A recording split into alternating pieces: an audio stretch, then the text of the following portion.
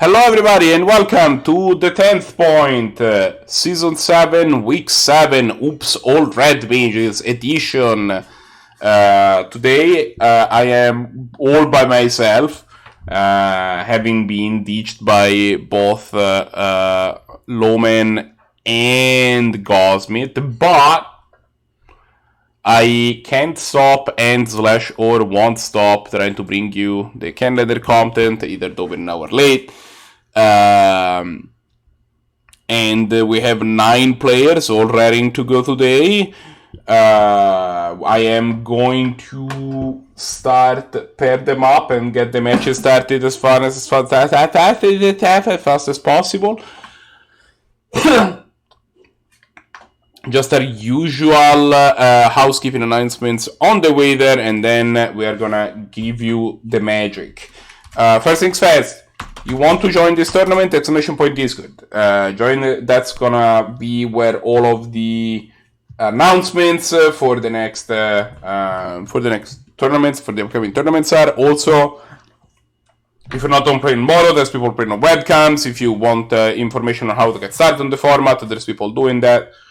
It's all great. If you're watching this on YouTube, the information will be down below. The next thing over is, well, I don't have a next event set up yet, so we're gonna work on that. Also, have you subbed? No? Sub. This just helps the tournament doing its thing, providing prizes, helps us with a number of other side projects are in the works. We'll see when we launch. Yeah, with that said, so yeah, if you want to sub, please do. With that said, pairings are up, and by are up, yeah, they are up. There you go. And if Brahms wants to hop into the call, since they have the bye, that would be super appreciated, but I do see that they're muted and deafened. So we'll see how that goes. Brahms, BT, Dubs, if you could hop into the call to help me with commentary, that would definitely help me not go insane. And what are we gonna watch? Watch some. You know what? Let's watch Avius versus Symbol, man. That sounds like a good. That sounds like good.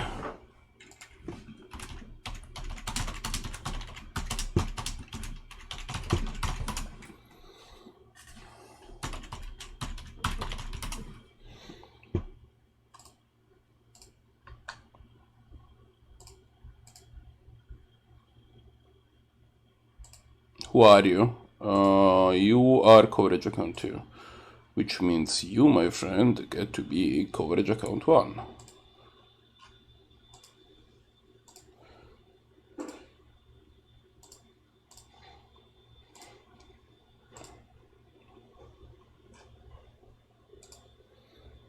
Perfecto. Yes.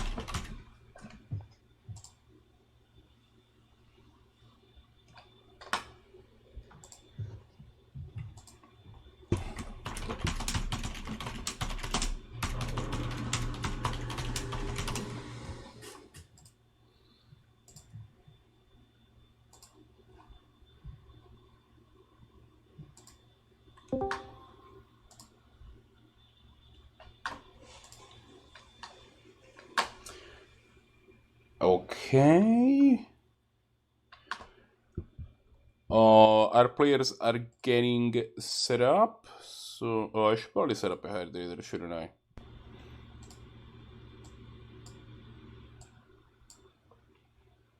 Fine.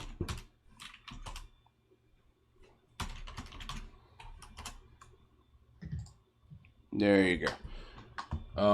Okay, I see the players are good to go. Or at least they created a match. So let's go to the match view, and I have received a message. It is Riley Knight who is now live. So, you know, value. Okay.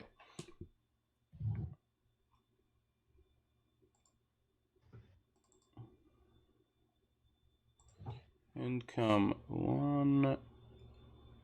We will put you. Perfect.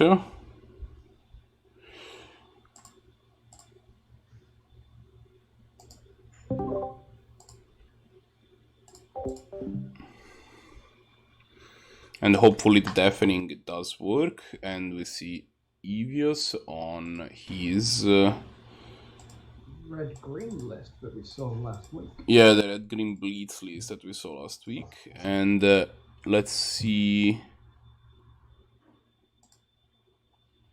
if I can actually... No, this is the wrong thing. Okay, better. Not perfect, but better. Presumably we're going to see this Phoenix of Ash come down on turn 2 and just get right in there. Or perhaps the Goblin with Mentor. I think that if given the option, you kind of want to lead with this Goblin Rabble Master variants, right? Yeah. Like, because they accrue value the longer they sit on the battlefield, so I'm kind of a fan of getting them out as fast as possible, even if the Phoenix does mean more damage right now. Yeah.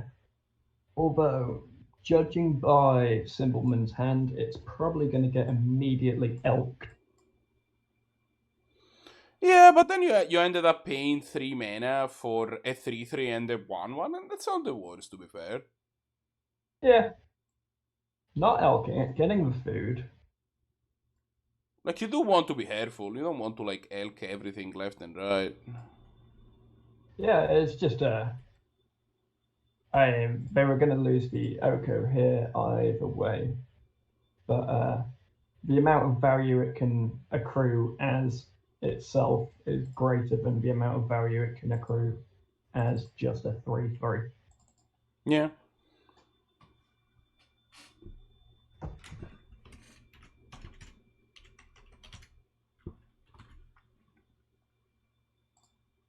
Who do you like in this matchup? Depends. Yeah, it depends on the power of either of their starts, and because in the long game, I definitely prefer Symbolman because they can accrue that much more value. But Evius's deck is primed for like a very high rolly start because I believe they're on double Mox Crypt, so they can like be dropping Glory Bringers on turn 3. I hear that's powerful, yeah. And as a medium player, yeah. You're all about dropping them Glory Bringers on turn 3. Yeah, pretty much. Like, you can win in the long game, but it's a lot easier to win if you just sort of get there very quickly. You can win in the long game, but why wait? Yeah. It's where it does feel like that is why, like, that is part of the reason of playing a medium deck over a traditional aggro list, which is you have a lot more resilience in terms of long game, but the deck still excels. Those decks tend to still excel at just going fast. Yeah, and they will go fast on you if you let them. Have starting 7s that just sort of get there.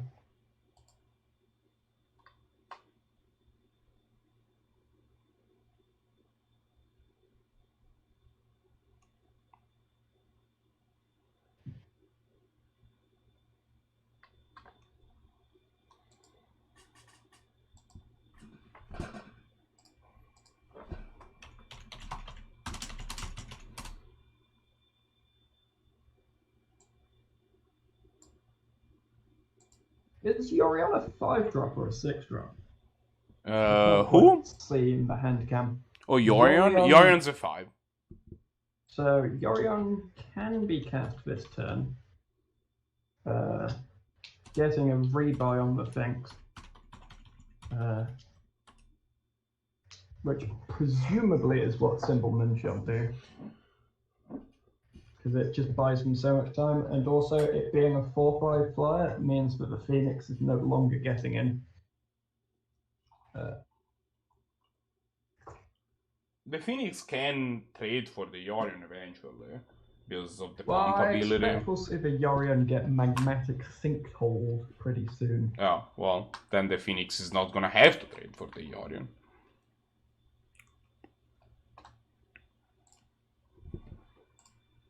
Evios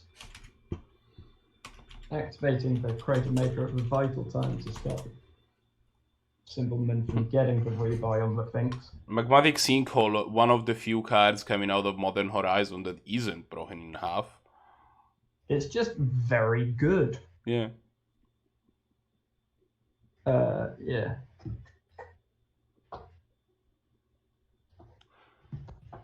I don't know if people have picked up on that theme yet, but based on hearing me talk, I am not a huge fan of the existence of Modern Horizon. Well, I'm not a huge fan of Modern Horizons. I feel ambivalent about the set existing, but the concept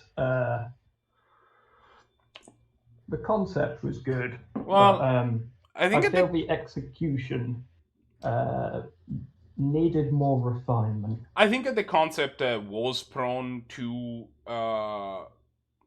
what happened. Like, the moment that these happened, the moment that they announced Modern Horizons, I immediately had to say, this is dangerous. Like, and that was a feeling that I had, that I felt around a lot of modern players, was like, I don't know about these, like, I like the idea that we get to put more cards in Modern without being beheld to standard. We've been saying we want counterspell for a long time, but I don't know about the fact that I don't know, this could end up breaking stuff, and then it turns out that it's all of our worst fear came through, basically. Yeah, it certainly had the opportunity to be sort of like a, when they add more cards to Historic on Arena, and that it sort of just makes the format broader without taking anything away from it, but it sort of ruined the format for a while. I mean, I don't think that his... Yeah. Like, Historic on Arena, I think they've done a good job with the anthologies.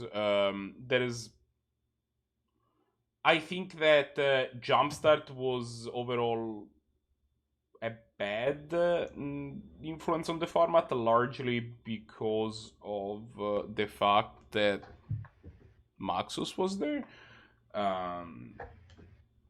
But yeah, the anthologies have been, generally speaking, decent. They're like, the cards in there are all like role players, but that haven't broken anything. Like, they haven't shaken anything up. The problem is that printing stuff that is just a bunch of role players that haven't shaken anything up isn't profitable, right? Like, because people want, like, Wizards want people to use their jams, which is, like, again, like, it's legitimate for them to want people to use their jam. I'm not saying, oh, this is just a cash grab or whatever. Like, that is their business. That is what they do. But it is a little awkward that what they want to do.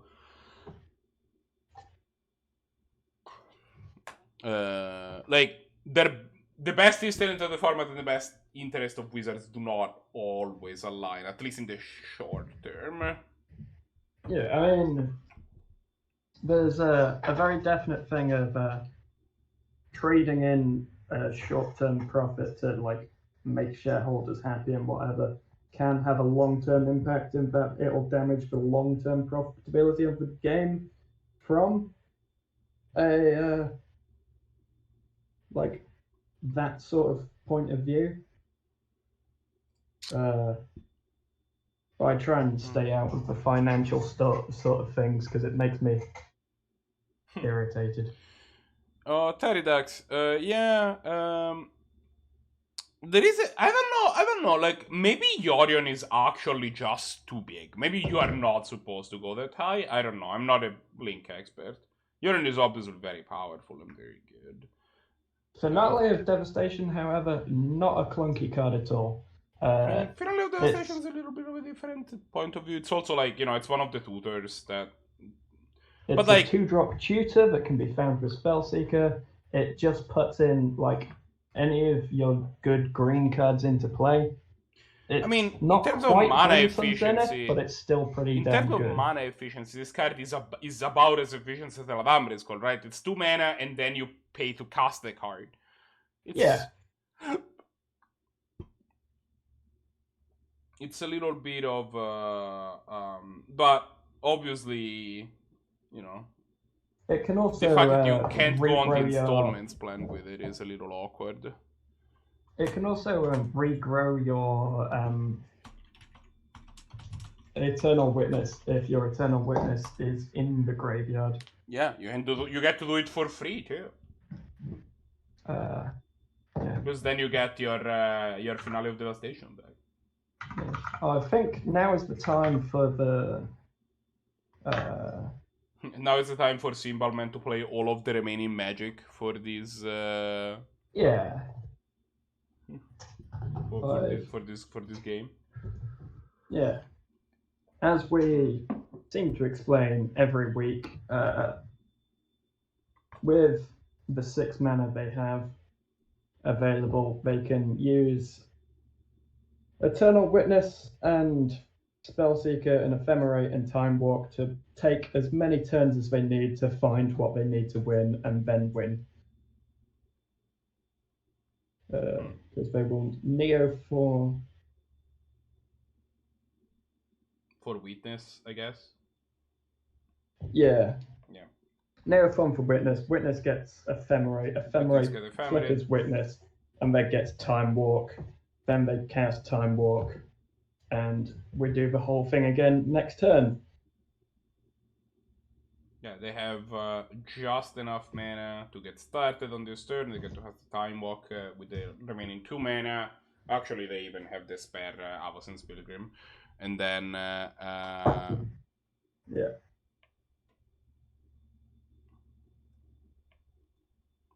And then... Evios decides to call it a day, which, reasons. So we're going into game 2. Evios on the play once again, saying that they love dying to 1-card combos.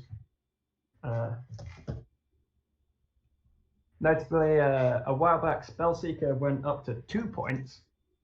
From the one it had been at for a while, which I think was the right decision, especially given how far back these Time Walk loop combos.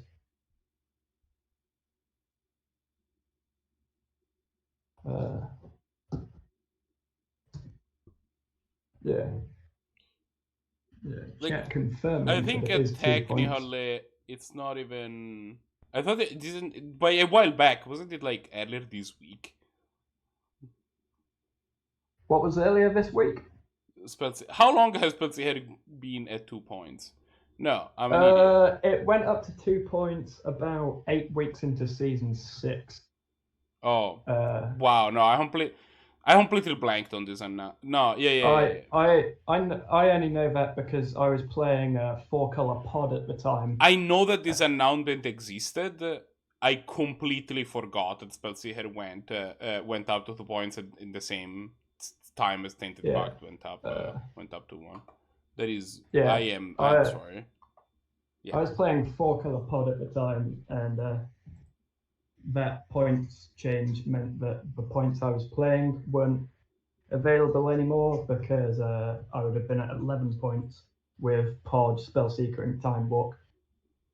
Interestingly, I think these Bant Blink decks are sort of just filling the role of what pod decks used to fill, if that makes sense. No, I mean, you can kind of... There's been people trying to kind of mix and match, right? Where you play pod in your Blink deck, or you play And that they're like a creature value mid-range deck that also just has a combo win.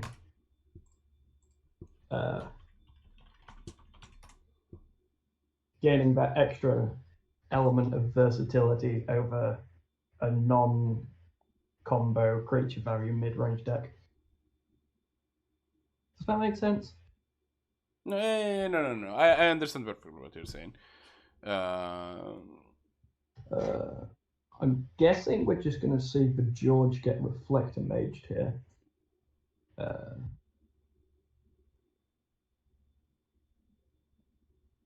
Like both Pod and this Blink deck are essentially hybrid mid-range / creature combo decks. That's kind of what they are. And yeah. Notably, Reflector Mage over the Mana War that it closely resembles means that you can't replay stuff.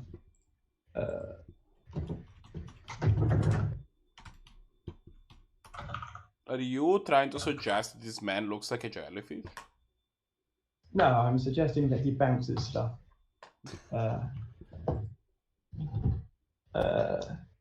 The Mana War variant's very good in Limited. And then you only really tend to see the best ones in Constructed. So, like Reflector Mage, Venser, ones that have more utility, at least in our format. Is Symbolman on Venser? I would imagine so, but I will check for you. Yeah. I can't see it at the moment. I believe I can't check their list. Nope, no Venser. No Venser. That's probably right. Venser is sometimes a bit slow, but can prove useful. Interestingly, Fibblefip here basically being another Wall of Blossoms, or whatever the white one is, Wall of Omens. And having the niche functionality if you could get it off Finale of Devastation to draw the 2 cards, but I think you want to be doing more powerful things with your Finale of Devastation. Oh, hey, it's George. Yeah, he has returned after his turn off. But, yeah. Evios keeping a powerful but risky hand, and we see here paying the price for it somewhat in having no access to red mana. It's an issue that medium decks can run into, where they have some awkward hands, especially 2-color ones over the single-color ones.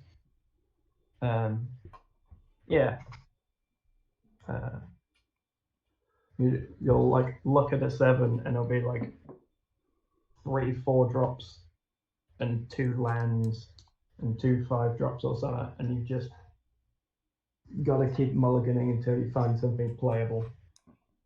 But they get the upside of having those really high rolly hands that sort of make it worth playing them over slightly more reliable, aggressive decks.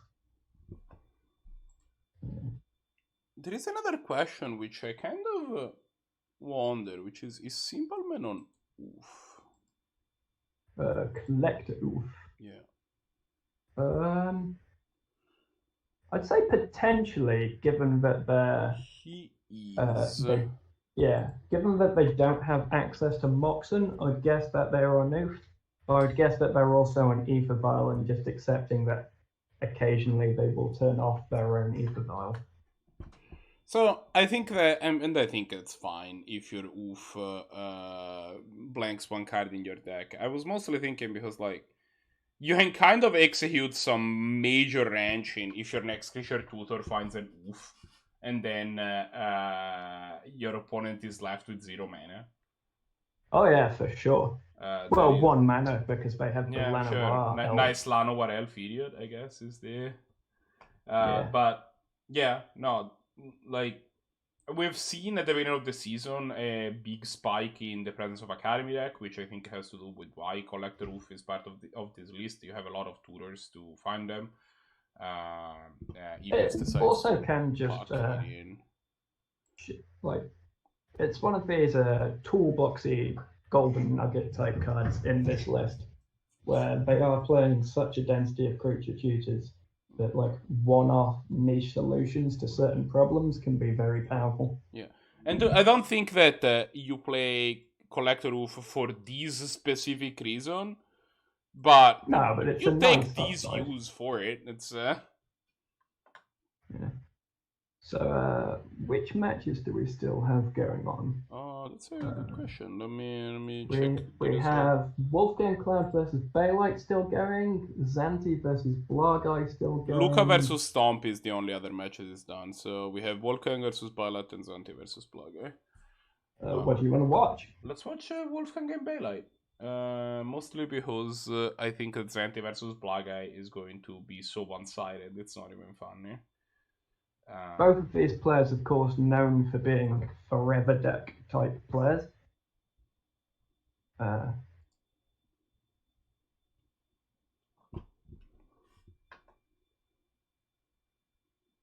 They appear to be on normal lists.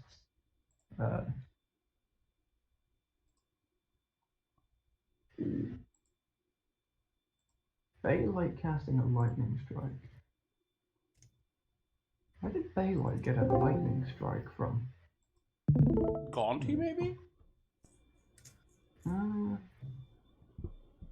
don't see a Gonti in the graveyard though, but Gonti would be a way for Bailite to have access to cards. Let me just move all this. Cloud's deck. Move all this Gonti screen.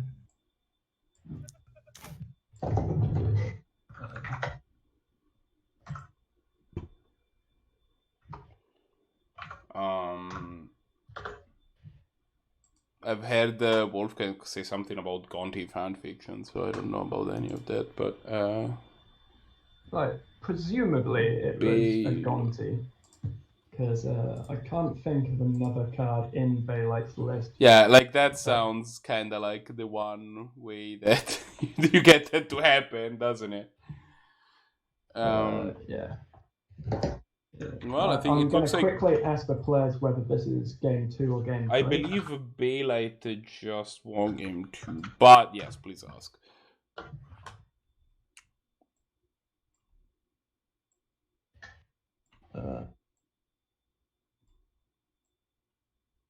This is game 3, so the players are at 1-1. So we see the signature Emrakul in Bailite's list. A card that I have died to a surprising amount of times from this list, given its clunky casting cost. But Bailite decides to mulligan, and so does Wolfgang. Bailite's first hand just didn't have mana and had too many slow cards. Yeah. Now this and had an like Emrakul, so it was kind of already mulligan. We've got removal, mana. I guess they're gonna ship away maybe the Birds of Paradise and a land?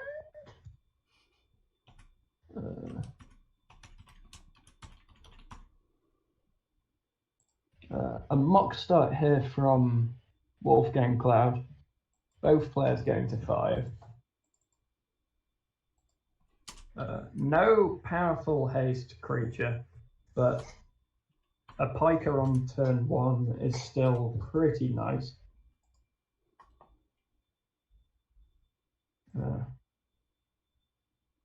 Interestingly, this is the Mox Jet, not a Mox Ruby. So WolfgangCloud does not have access to double red mana, which could affect them. Yeah, they do have a Searing Blaze in hand. You know, like they have an uncastable card right now. Yeah. It's also not a mountain, which means this Fire Blast is not. online. I'm presuming Bailite is just going to run out the treetop village and pass.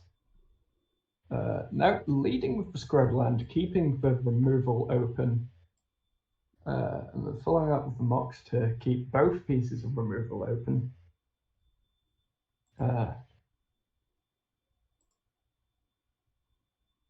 Probably a reasonable choice. If people in chat can tell us if our sound volumes are correct, like if we can hear kind of both of us around the same volume and all of that, that would be appreciated information. Fatal Push snags the Viashino Pyromancer. WolfgangCloud drawing a Volcanic Hammer. Now running out the treetop village attack. Yeah. Interestingly, if they had led with the treetop village on turn 1, they could have cast a visionary on turn 2. Or the recruiter of the guard. Or the recruiter. Probably the visionary, but yeah. Look, recruiter of the guard does find you kitchen things. Recruiter of the card is a very good card. WolfgangCloud not playing out their mountain that's in their hand. Well, I mean, they're not gonna fire blast anytime soon, so... I guess that's miss. No, it's Searing Blaze has landfall. They're keeping the mountain up for the Searing Blaze. Right, so now they get to play the mountain and then Searing Blaze the elf. Yeah, I was confusing it with Searing Blood. Yeah, different which card. is a similar but different card. Both Confusing naming see, scheme. or actually, I don't even know if Modern Burn still plays both, but for a spell they both saw some amount of Modern play, which is kind of crazy. Yeah, I mean, yeah, like you would have your deck playing some amount of Searing Blaze in the main, and then in the sideboard invariably have the rest of the Searing Blazes and some number of Searing Bloods being like, you know what, this card is so good that 4 is not enough. I want to play some more copies even if they're worse. Especially in creature dense metas. Yeah. But the fact that they don't do anything if your opponent doesn't have creatures is a bit shaky with regards to how good they are. Well, technically you hand Searing Blaze your own creature and there. No, it has to be player controls. No, I'm an idiot. Don't worry about it. Disregard what I say.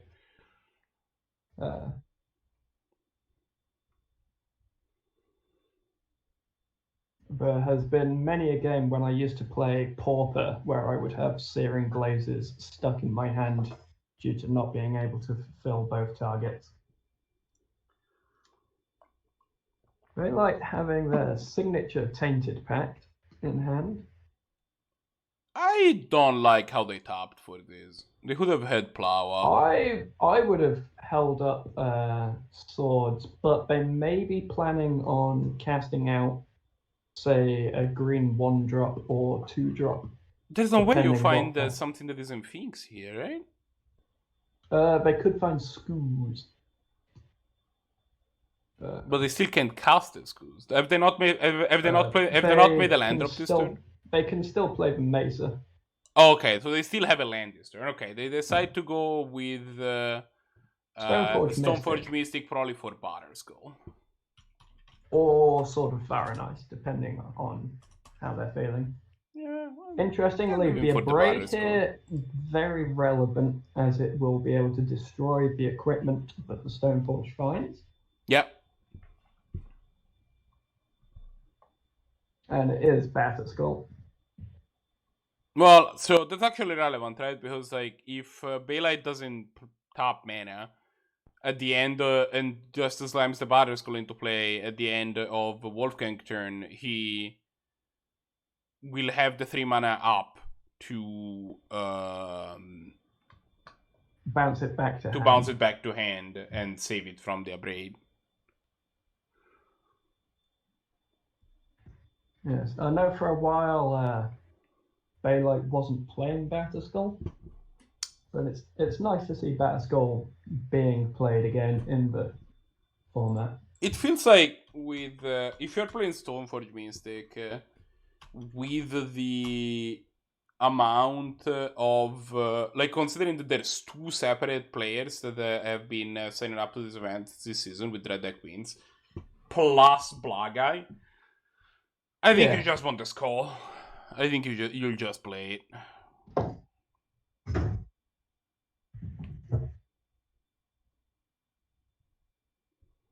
A 4/4 body that doesn't tap when it attacks is just And it has so life. hard. Yeah, but Red Deck Wins has ways around lifelink. Well, notably, they've been playing a 3-mana Tybalt. Yeah, that's fair. Yeah, I mean, the Rampaging Ferocidon, Sulfuric Vortex.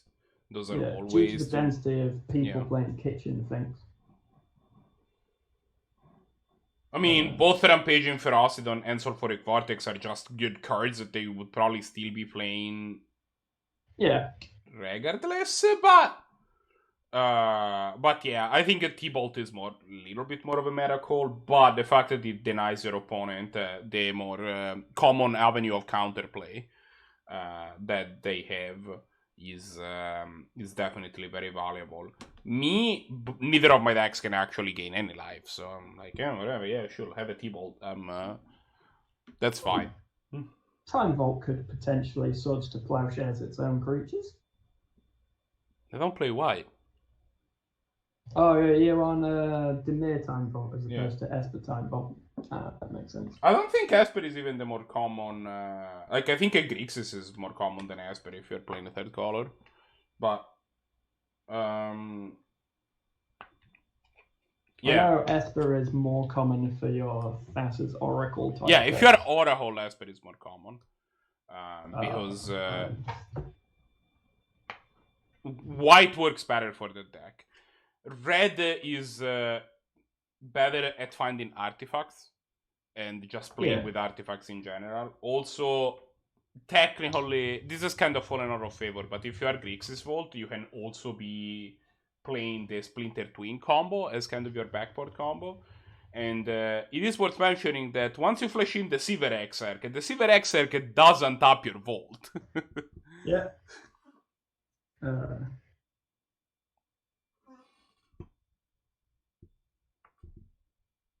So, like, I think it's...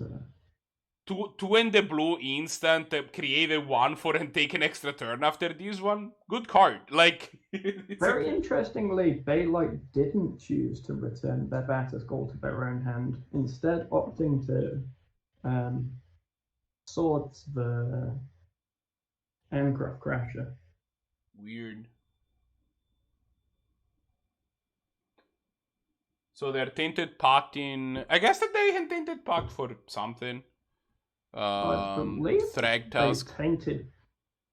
I believe they Tainted Pacted for Grapple with the Past. I think they Tainted Pacted for Thragtusk. Grapple with the Past... Thragtusk was already in their hand. Oh. Yeah, they got the Grapple with the Past from the Tainted Pact. Oh, so just finding... creature or land. So Grapple with the Past can't get Batterskull. Just finding a card that gives more options, potentially. Yeah, I mean, you can kind of, like, you know, be on the plan of, I slammed this Thragtusk, my opponent will have to bolt it in some way, shape, or form in order to get past with 5/3. And then I grapple with the past, get the Thragtusk back. At this point, I have... I lost count, but I think it's... I think if you do the math, it's 78 beasts. And I have gained 10 life, so it's probably fine. I believe you'll end up with 1 Thragtusk, 1 token, and having gained 10 life, but I get your point. You know, 178, I can't, you know. Yeah. WolfgangCloud has told me in the past that whilst on mono red, he will never concede if his opponent has 10 or fewer life. However, in this situation, it may become such that they do scoop it up before they are dead on board. It is worth mentioning, speaking of the Tainted Pact, that Bailite insists on playing three basic forests, which means that they do have a duplicate in their deck. Because they have one Snowhover forest and then two regular forests. So unless they have already drawn a forest, they have to be kind of careful in terms of what the Tainted Pact for. Yeah. I believe Bailite has gone on the record in the past as saying that they don't always have an exact idea of what they want to get when they cast Tainted Pact, but they have an idea of the kind of card they want. Yeah, if that makes sense. It's a card that you can do that, where you're like, oh, I'm gonna Tainted Pact and find the first artifact removal spell, right? That I can find, or something like that. And here we see WolfgangCloud scooping it up. Yeah, Bailite. Yeah, this matchup is in Bailite's favor. The fact that Bailite plays a little bit slower than most Abzan decks makes it a little bit better for WolfgangCloud, but... And Wolfgang can just have the sort of start that gets there. Yeah, I mean, mono red's deck can win against anything, right? Like if they get the right cards in the right order, they can just beat anything. That's the powerful of having a crazy proactive plan like that. You just go fast enough, you can just defeat them. But I think in general, Bailite is favored in this matchup. It's not like 80-20 or whatever, right? Like. No, it's more 55-45. I think it's probably closer to like 60-40 or 65-40 or 65-35. Like, it is noticeably in Bailite's favor. It's not that close. But it's close enough that if you told me that, if at the end of this match you told me, oh yeah, Wolfgang 1-0, I was like, okay. Like, yeah, that happens sometimes. I believe we have one game still going on. In the shape of Zannty and Blahguy are still going? That's crazy, man. A surprising matchup to go long, given the fast nature that both decks can have. Although it could well be that in these red versus red matchups, you can be in a situation where both players use up all their resources quite early on. Yeah, although Zannty's deck is definitely a blue deck first and the red deck second, but I see what you're talking about.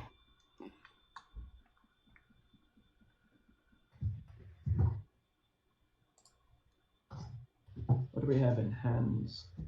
A Rankle, Rampaging Mastodon, the Scavenger, Arc Trail. So we can't see Zannty's hand. These kind of like bigger, clunkier cards like Rankle and Rampaging Ferocity are not necessarily what you want against a tempo deck. You kind of want to be able to resolve... What are all the abilities on Rankle? Flying and Haste. And also, the choice is each player sacrifices a creature, each player discards a card, or each player draws a card and loses one life. Okay. Not casting out the Rankle pre-combat, which is...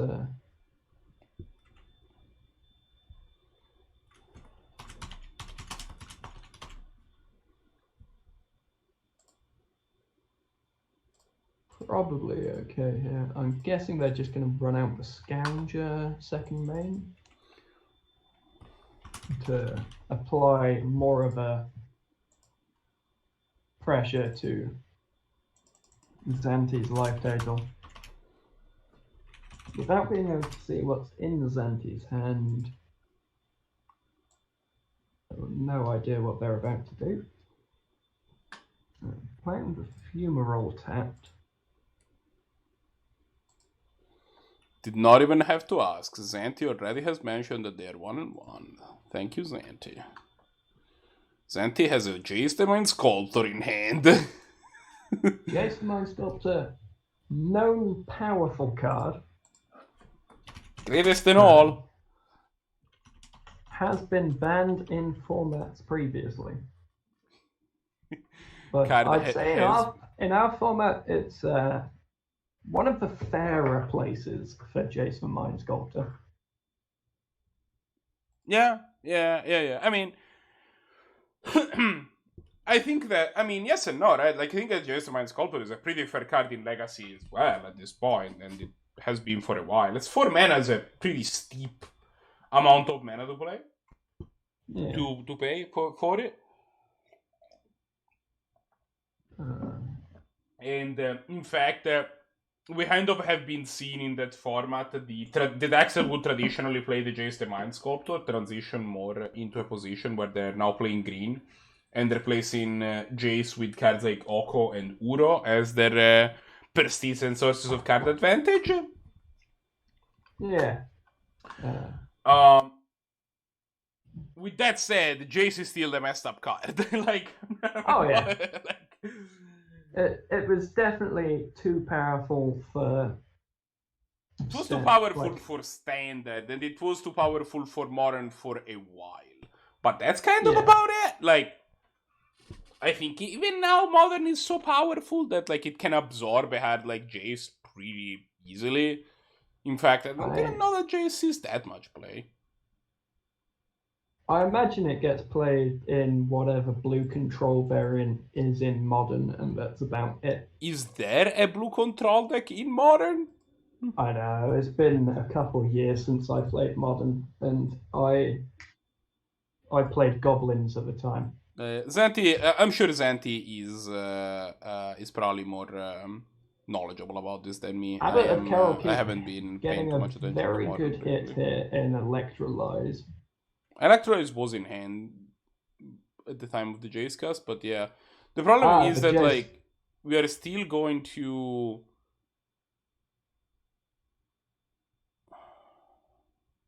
Okay, no, you get to heal the Scrounger, but the Scrounger then comes back.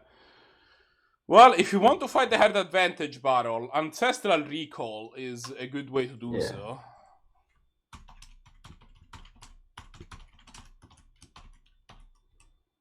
But known powerful card. Yeah, known powerful card Ancestral Recall. People have been known to consider this card powerful. One of the few 7-pointed cards in the format. Yeah, it's 1 of 2 at this point, right? 1 of 3, actually. Isn't Flash... Oh no, Flash is 5. Time Vault is 7. Yeah, Time Vault, Lotus, and Recall. And Time Walk. Oh yeah, Time Walk is also at 7. For a while, Time Vault I still maintain that Time Vault could probably go down to 6, and it's just at 7 because specifically Ben Wheeler hates it, but... I think at the time when Time Vault was made 7, it was correct to make it 7. Yes, this is no longer that time. It could be reviewed for going down to 6, given the power of Oracle combo basically filling the same... Yeah, I mean, I think that... sort of role.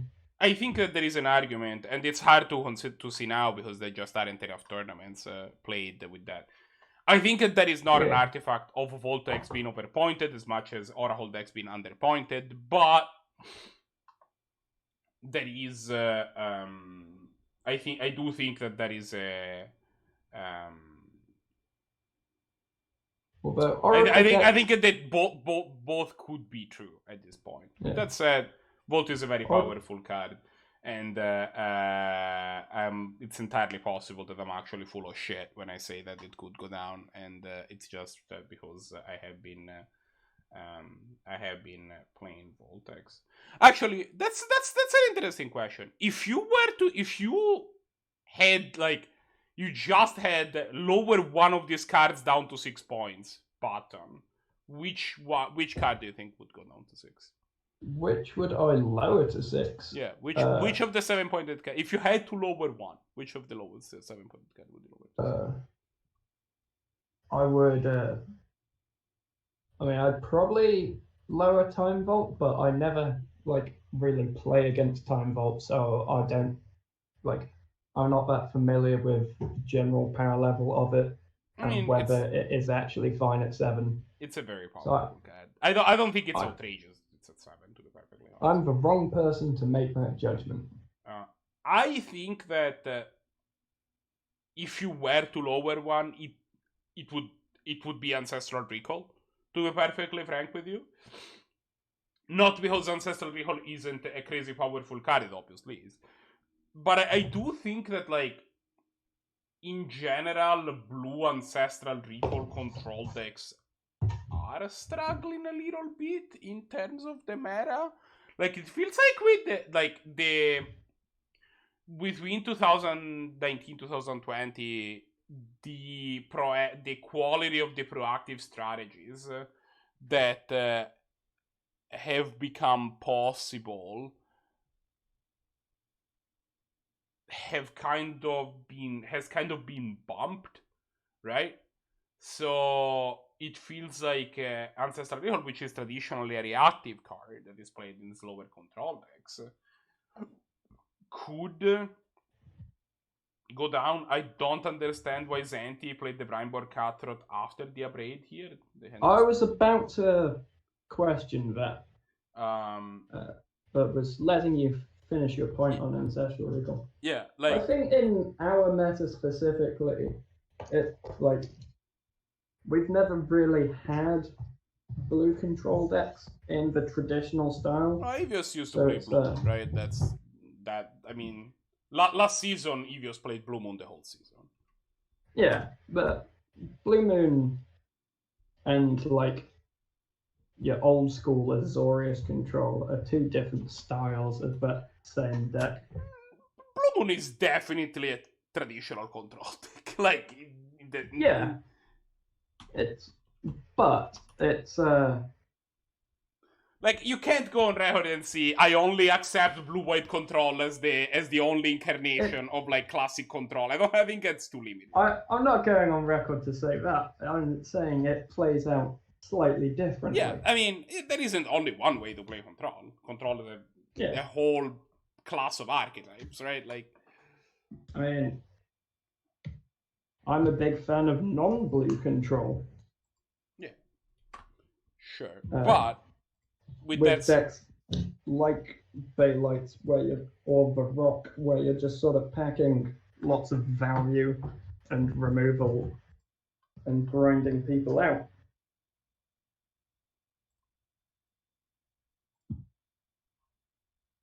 No, I reckon blue-white would do all right in our meta, I think is what I'm saying.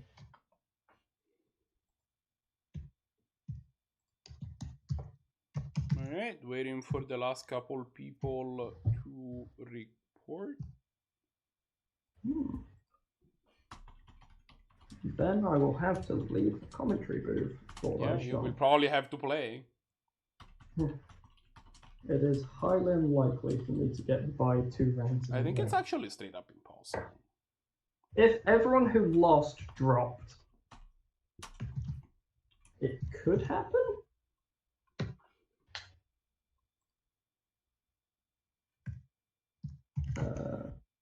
Oh no, because someone who went 2-1 would get the bye. Oh.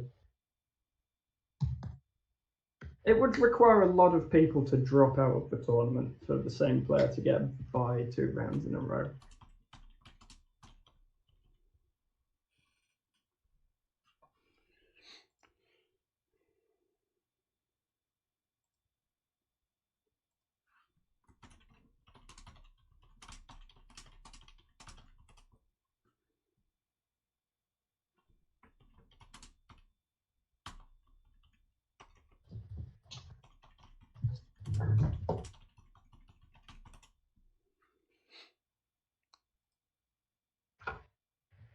Alright, so...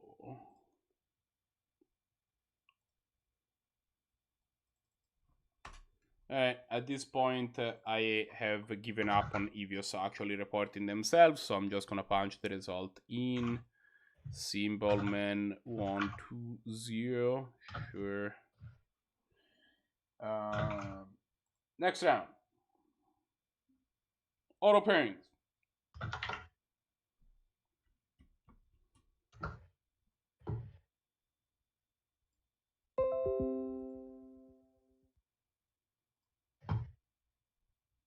What is this code?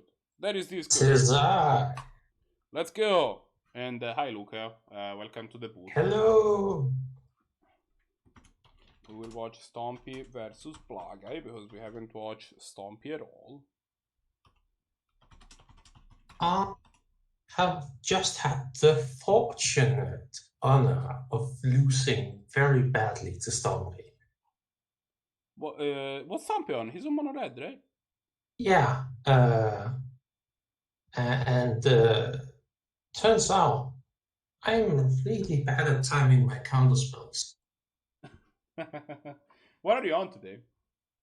I am on Jaceless Jeskai, which is Jeskai Temple, but I have neither Jeskai, of but them. you can't afford the Jace. Yes.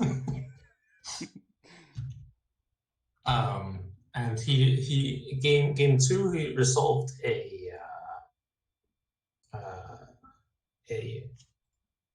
what's the magma tornado thing that makes The so people electronic- can't game? What? Sulfuric Vortex? Yes, so vortex. Did you say it's a magma tomato? Tornado thing. Oh, magma tornado thing, okay. And I had game tomato three- and I was very confused. And game three he resolved a price of progress, and the knight just died. Anyways, before us we have a aggro matchup. I can see a quick hand from Blahguy. That's a Mox and a couple of tap lands, if I'm not in. So a early Bomat Curia. Always want to lead with Bomat, of course, because you can accumulate the value over time. Whereas Stompy seems to be typing to the coverage count. Or maybe you are. Yeah, I I'm am not sorry. sure. I made a mistake. I was trying to. I thought that the hands were swapped. They weren't. Everything is good. Yeah. I Everything completely have is confirmed. fine. Which is about to be very bolted. I do wish that. People had the same size hand caps. Yeah, I do. I do wish that this was like Arena, where your hands is fixed. Yeah. Unfortunately not. Fire ambush.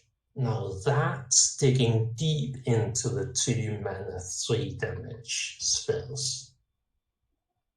And that was one that I really hope to keep, because Stompy, of course, has a lot of cards still in hand, where Blahguy is down to 0. So, of course, Blahguy has the tempo advantage, but that's gonna swing around real quick.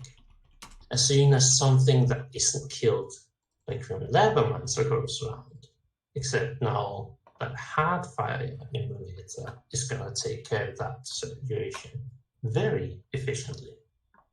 Oh, not many efficiently, but at least without having to jump through anything like expecting more cards. I'm working on getting Stompy's hand this time after having it earlier. I am. I kind of messed up there. I'm sorry. Well, the general gist of what's going on here is quite clear, I think. So Blahguy is top decking. He's top decking very well.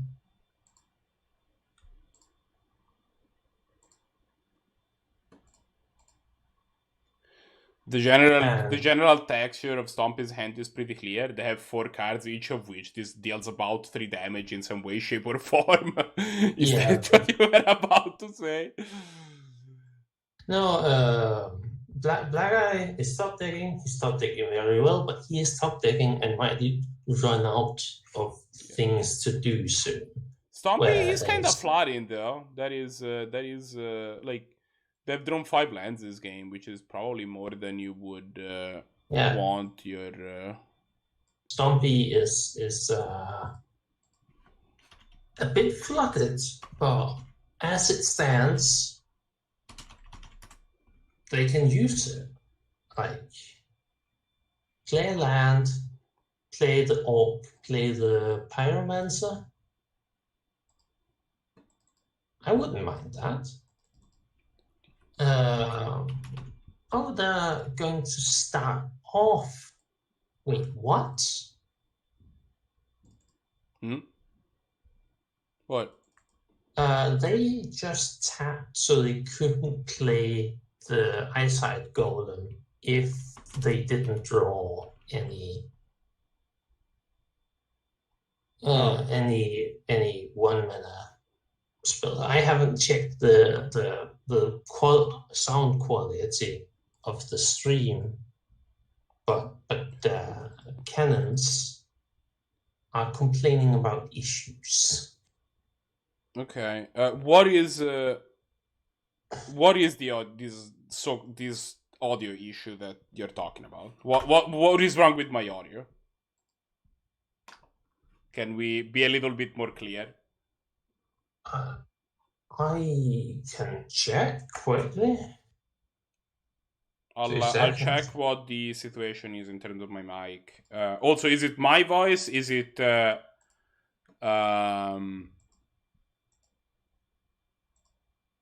yeah, I guess the question is it my noise? Is it my is it my voice? Is it Luca's voice, or is it both?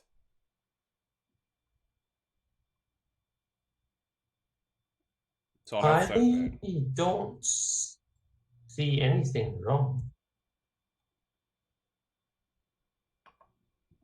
Yeah, I mean, people in chat seems to be having audio issues, right? So, like, if they can be a little bit more specific with what these issues are, I can probably try to address them, but it's kind of hard for me to debug audio issues. Like, as in, like, just being told that there's audio issues. Canon still isn't saying what's happening, but like maybe I'm cutting out or something.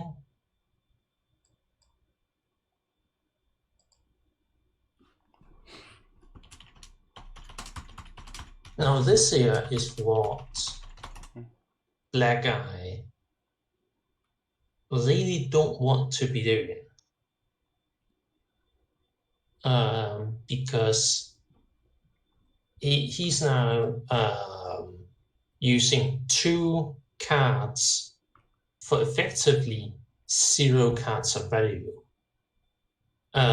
Because the token was generated by the Seasoned Pyromancer, he had to deal with that separately. So the token is like a 3 card or a 3 value that you don't want to spend a card on. And the Heartfire emulator survived, meaning that this arc trail, while important, it was a 1 for 0. And so this is really not what you want to be doing when you're already behind on cards.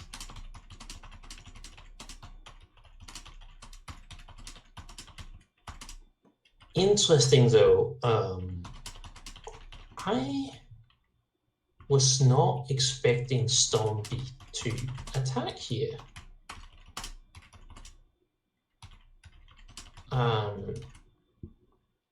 Though this board position is one such that he can really start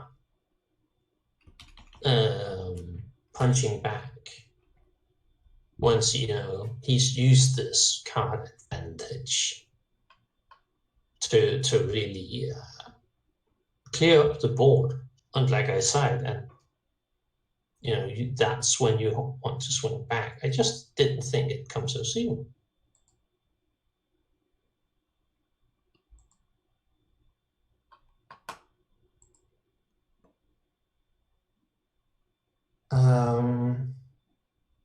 Also an interesting choice here. Trading 2 mana and 2 life for a single point of damage more, which doesn't even come through in them. But any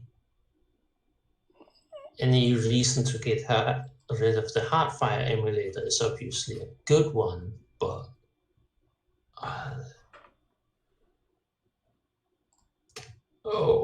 yeah, that's really what Blahguy didn't want to see, is this Bowmat Courier, which will make it less than ideal for Blahguy to attack. He really do not want that Bowmat Courier to get some value, though that might change with this Ancrop Crasher. Do you think the Ancrop Crasher is enough to put Blahguy back on the offensive? Yes, because it exerted so that Firebrand doesn't block. That would only leave Bowmat Courier. Yes, this is exactly what's happening. To block, and Stompy does not want that. So that's 4 damage to the face. Yeah, and the counter. Knight. And it is also worth mentioning that next turn the knight gets to get in with a pump if he wants to. Yes, so. this is... And at that point it will probably need to be blocked unless Stompy wants to go to 1. But Stompy is fine going to 1, it looks like. Goes for the all-out. Stompy is gonna regret going to 1. Actually, I guess that Stompy is going to be fine, right? Because if Stompy goes... Left on 1 is not where you want to be when on-crop question. Yeah. Next turn will come online again. Yeah, I mean, the question is Blahguy gonna have another turn? I don't think Blahguy can win this turn. Well, the Searing Blaze is gonna turn. Yeah, but the Searing Blaze can't, Blahguy can't Searing Blaze and pump the knight. Yes, of course. But so either way, Stompy ends up at 1. Is Blahguy gonna have another turn if Stompy doesn't die this turn? Well, that's a question, and that's why he's chosen to hang back and block. Yeah, I don't think Blahguy can attack if unless the plan is to just murder. Yes, that would have been that's 5 here plus 2 from the pump. That's 7 plus 3 from the lightning strike. He would have been dead.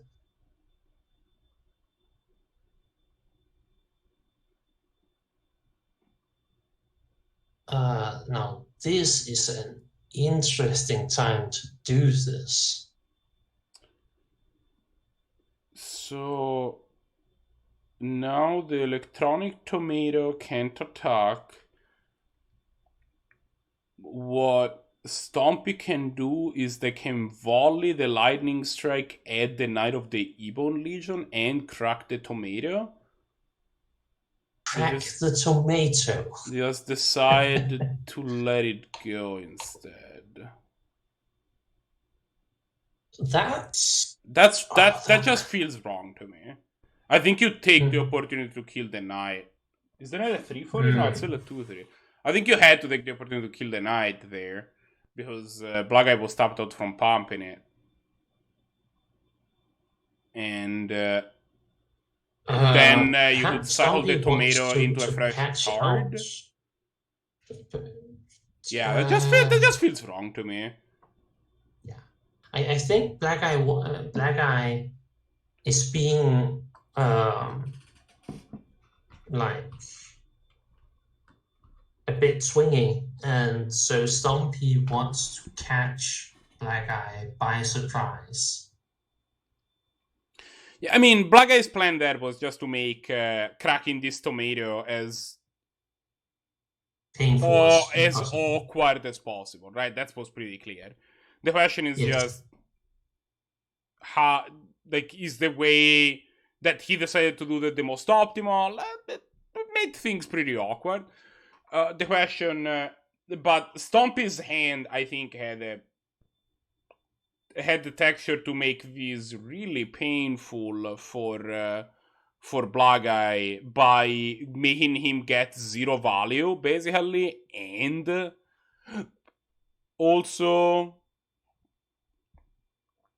by making him get 0 value, and also killing the knight, which was gonna be a pain going forward. So it feels, I don't know, like, it feels like not casting the lightning strike at that point, considering it would have actually have tagged the knight, was just incorrect. I don't know. Yeah, I think I would have done to strike the knight, crack the tomato or the bone at Korea, and get on from there. Because also now Then you get to peel a fresh card, maybe. but this is pretty good for Blahguy. Yeah. To get rid of that lightning strike. The question is whether Stompy's gonna unleash here. Blahguy says that he forgot about the pyromancer. Yeah, I can see the stream cease. It's okay, Blahguy. I think that you're not the only one making mistakes. I don't want to be overly harsh towards Stompy, Oh yeah, to be clear, I don't want to like harp on the fact this player made an unforgivable mistake. They shall be punished. But I do think that the line was incorrect. It's a relatively minor. You did miss on a hard worth of value. It happened, but the call from Stompy to remember his pyromancer's second ability is certainly better than I am doing. I forget about that second ability all the time, and I know I'm not alone in that. So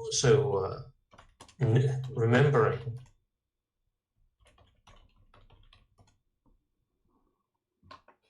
I'm echoing. That's interesting. Okay, so there is a few different ways that could be happening, and there's a few different ways for me to fix it. For the moment, you know what you could do? Oh, actually, I can do this. I can turn on noise suppression on Discord. There you go. Let's see if... but that only gonna... Could you turn on noise suppression on your side as well if it's not on? And we can see if that helps, and then we are going to see if that helps. And if it does, that's great. And if it doesn't, there's a lightning skill elemental. I have come to give commentary. Hey team. We are we're trying to fix some audio issues in the meantime, but also this game is about to come to an abrupt end.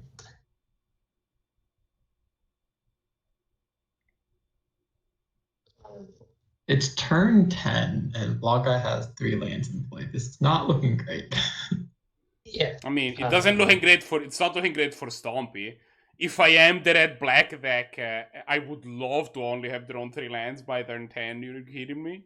This matchup is entirely about resources.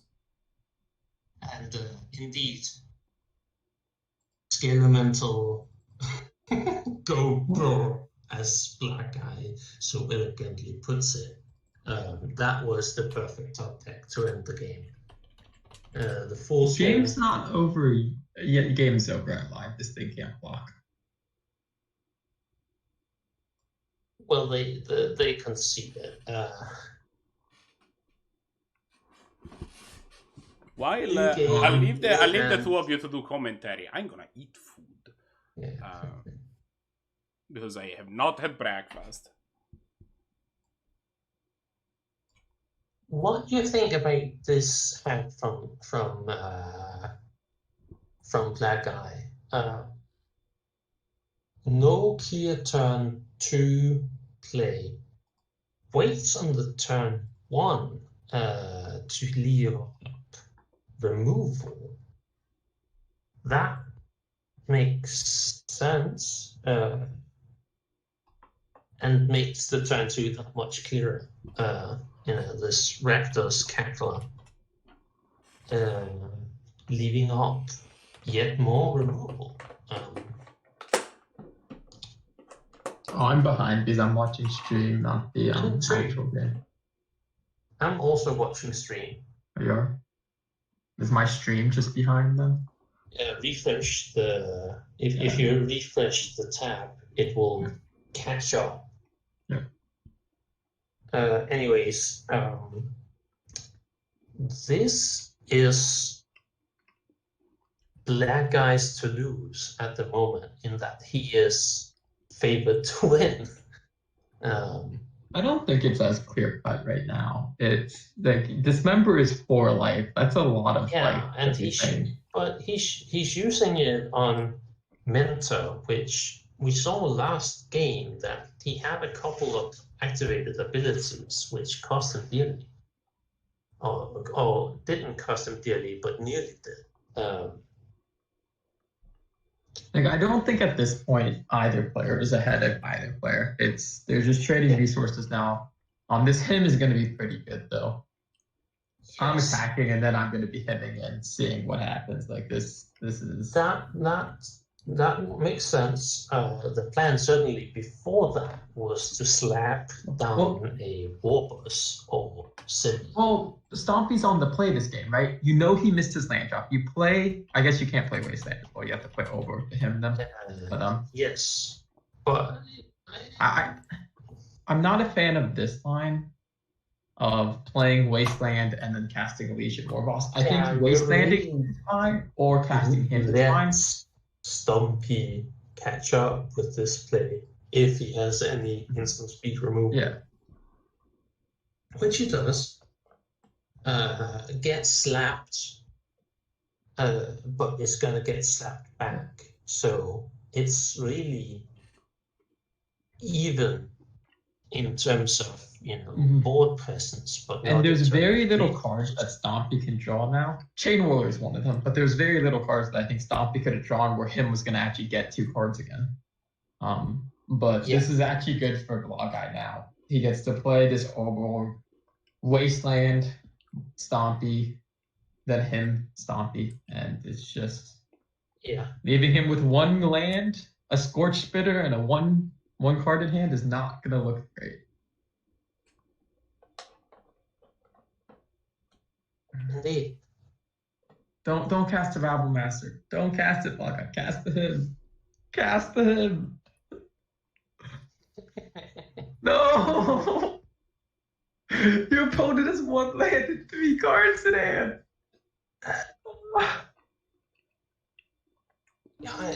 I wait, what? You cast the Rabble Master. Yeah, but oh yeah, if I was Stompy, I would have definitely oh, that's Lava Dart. Lava Dart doesn't work. Never mind. Yeah. Lava Dart. It's not that bad. He got CO5. You got it. You got it, but like okay. Are you suggesting that it was incorrect? Don't cast him this turn. I have questions. Are you suggesting it was incorrect to Lava Dart the Rabble Master sacrificing your only land? I was making that point. I do think this game is over. I think it could have been over a lot earlier if this hymn was cast a lot earlier. I don't think it wasn't over a lot earlier. Like I think this was very over. I think it's the second that the last the barbarian ring hit the graveyard. I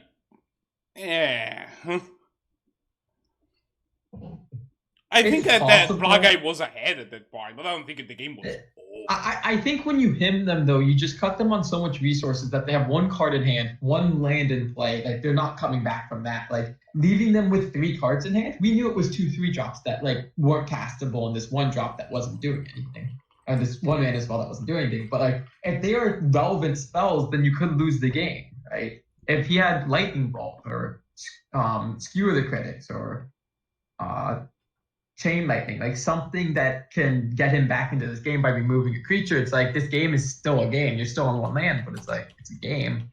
Whereas if you cut them on resources, it's very unlikely that they have anything left in their hand. This game is over though. We're gonna see an Incendiary Flow. We might see a Scorch Spitter hold back to block. Not that it's gonna matter. Reanimate the Legion Warboss. That will ensure lethal this turn. Either Legion Warboss or the Rabbit Master. Then you can just attack with everything. Actually, it's not lethal. You're still 1 short. No, Incendiary Flow deals 3, right? Yeah, it's 3 damage. So you the 2/1/1 go through unless they Lava Dart. Yeah, that's a heads up play. Lava Darting, sacrificing your only land.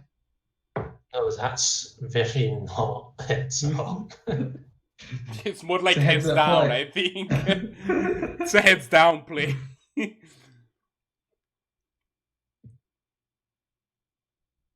Well, my only hope now is that I don't face Stompy next round, because I've already faced Blahguy, and I really don't want to face someone else that's on mono red. Blahguy wasn't on mono red. Look, I'm just saying there's 9 people in the tournament today, and 3 of them are on red aggressive decks, and I'm really sad about that. I actually expect this, and I deck builded to combat this, and I still want to. I still lost to mono red. This is the meta I was preparing for, and I still lost. Yeah, I missed the meta where we had like 3 paradoxical players. Like, can we go back to that meta, please? You know, just like ask Necro to come back. Like, talk to people, get them back into the tournament. Like, where did Necro go? Where is Einstein when you need hanging him? out with a girlfriend? Is Wolfgang and Brahms still playing? We, according to my tournament bracket, we should have both Bailite versus Symbolman and Brahms versus Wolfgang. I do not. I see. I guess Bale. Do we have a? We just watched Mono Red. Do we want to watch Mono Red again, or do we want to? No. I'm already putting Bailite on. Yeah, it doesn't seem like the other. What is Brahms on this week? I don't know. Don't know. But we're about to find out. I mean, we could watch Brahms because we don't know what he's on, right? Like, see what he's playing. Yeah, but like, I mean, we know Symbol Man and find Bailite the are both games. on this. Can you find the games in the tournament practice? I can find Bailite. Oh, I there see they are. Brahms versus Wolfgang, and they're at the bottom. They're both at the very bottom. There, yeah, okay. I had to scroll on my screen. Good. Which game are we watching? Bailite versus Symbolman. Bailite. We'll figure Brahms out. Don't worry about it. Well, it appears they've just started a game 3, would be my guess. No, game 2. They just started a game 2. Yeah, Bailite's up 1-0. Okay.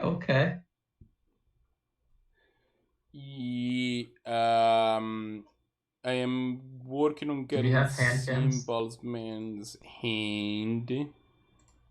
We are working on it as fast as possible. But in the meantime, meantime, if you have a Twitch Prime, feel free to use it on the 10th point. In any of our and if not the 10th point, Twitch, use it on someone. But don't keep it to yourself, because you're not keep it to yourself. Like that's just Brahms mentioned that they're about to die, so no point in watching him. Bailite had turn 1 Deathrite Shaman off a fetch land, and so we'll be able to. Into Fauna Shaman, that's not bad. Oh, Shaman. Ooh. This could be spicy. Of course, Simpleman is my partner in crime in running Big Blink piles. I'm not on Big Blink piles today, but I have been every. We do see an Oko from Simpleman, which is a card. That is certainly a card. Somehow. I will say this Elks the Fauna Shaman. Now that is gonna put Oko slightly at risk, but it will shut down whatever shenanigans Bailite was planning. Bailite can kill the Oko with this Mythos if he wants to use that. We have hand cams. I'm going back. We do have hand cams. That is an accurate statement but about I hand was watching the game directly. So okay.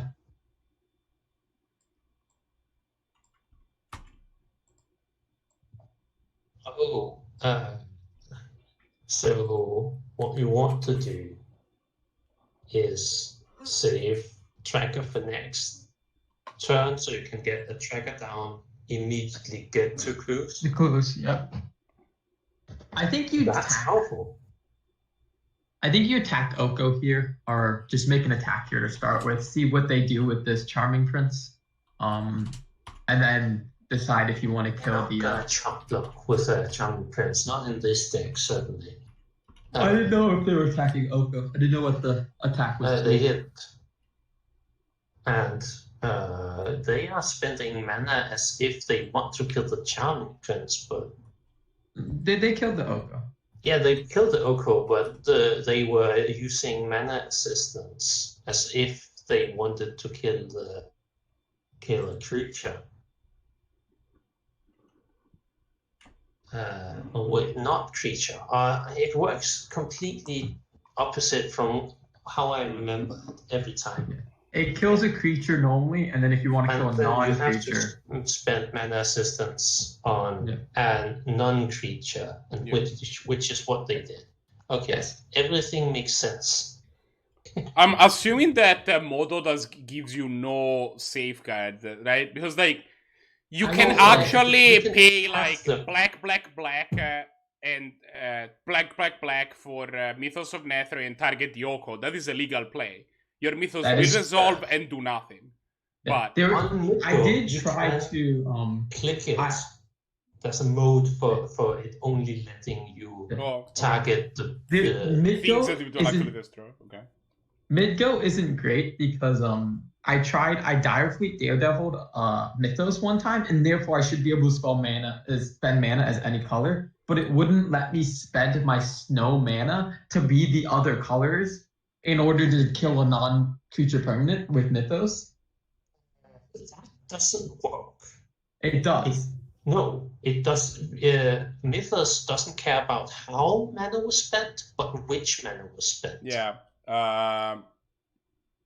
So if you can spend mana as though it's any color, so you can spend a green mana and turn it into like a black mana when you're casting this spell. I want to double check on that. I might remember this completely wrong, but it worked for the non-snow mana. It worked for non-snow mana. It just didn't work for the snow mana for something. Sounds okay. Then it's a bug. If it's a bug. I'm saying it's a bug. I'm saying Nico had a problem. Yeah. If it's working for snow mana but not non-snow mana, like if snow and non-snow work differently, that is a bug. Yes, and that's why I know it. That's why I'm 95% sure it works that way. I also think I got a ruling from Marco at the time that it worked that way, and then I got screwed because Nico wasn't letting me do that. I was like, thanks, Nico. Yeah, I mean, I remember that I thought it didn't work, and then there was a ruling for that card from the one where you can spend red. Sundering Strike? Sure. That's the one that deals 7, and then if you pay 7 red, that you can... You sure it's Sundering Strike? Pretty sure it's Sundering. Sundering Stroke. I was off by a letter. Yeah, well.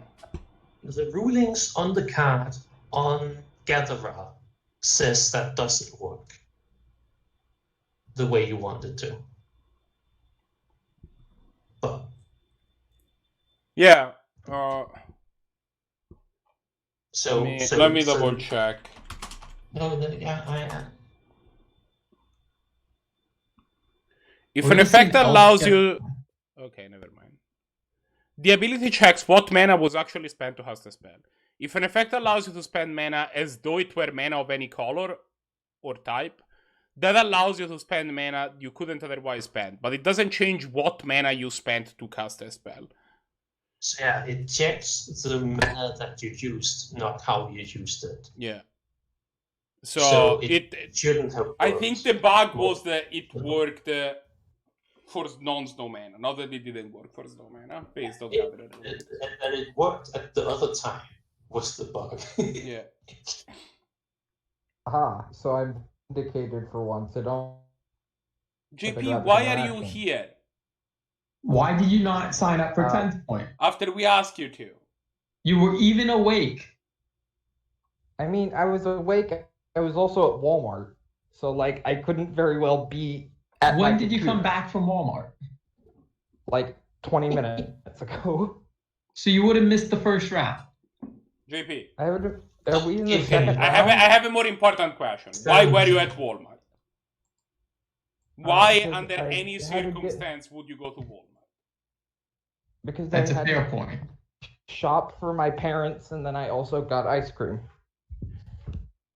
But that doesn't. Why did you choose to go to Walmart and not somewhere else? The question Mark was asking here.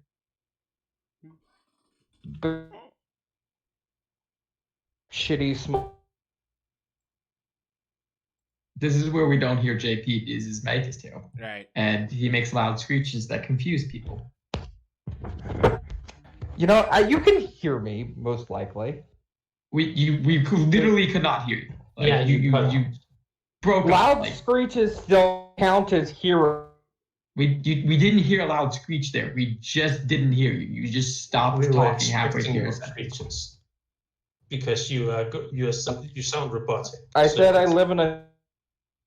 Yeah, see, we heard. I said I live in a, and then nothing after that. Anyways, can we get back to the match at hand? I mean, Bailite's just kind of demolishing at this point. He has an active Gideon and like a tireless tracker that's been active for a bit now. I think it's gotten a fetch land. Like, there's also Deathrite Shaman. I do want to go on record saying that Team and Loring and I started a Nuzlocke run of Pokemon Crystal Clear yesterday, and we caught a Zubat, which we decided to name JP, because he screeches loudly, and about half the time when he does, people get confused. You may now resume commentary. Well, we're gonna see Scavenging Ooze get cast here. Scavenging Ooze is a good draw. We're also gonna see Overgrown Battlements. Yeah. They might have cast Scavenging Ooze with that Glacial Fortress and a single forest just to get two eatings out of it. Yeah, I mean, I don't think the eatings are really that relevant right now. Like, there's nothing that you need to eat, right? And it's like, I'd rather get the other creature down, increase my mana, right? Increase your Lucas to but yeah, this tracker you is are just right, huge. Bailite is a bit far ahead for Simple. I mean, Simpleman can just, oops, I found the combo, right? Like, he can get there, but it's kind of has to just be an amount oops. of mana. I don't think no. I mean, I don't think he's dead this turn, though, right? Like, he's not dead this turn. In order to, oops, I found the combo. You need 6 mana. And he has 5, so he could find a land here and then like the combo next turn, right? Yeah. I guess he's probably dead to Death Ray Shaman then at that case. He could find Time Walk, right? Yeah. If Time Walk might find him something. I mean, it's not looking good. Like it's Time Walk. Bailite keeps up black mana, then the combo doesn't. It just doesn't.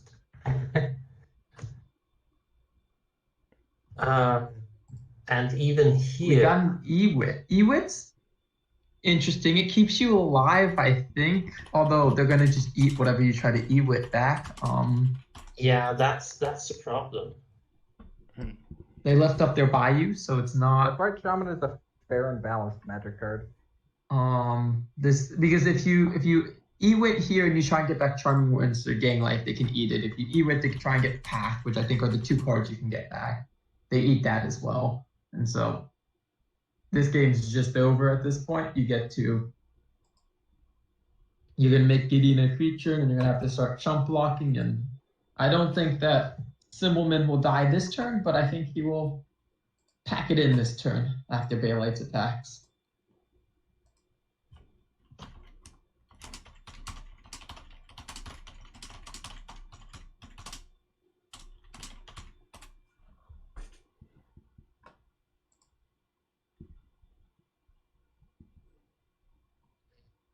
So we see the target of the path.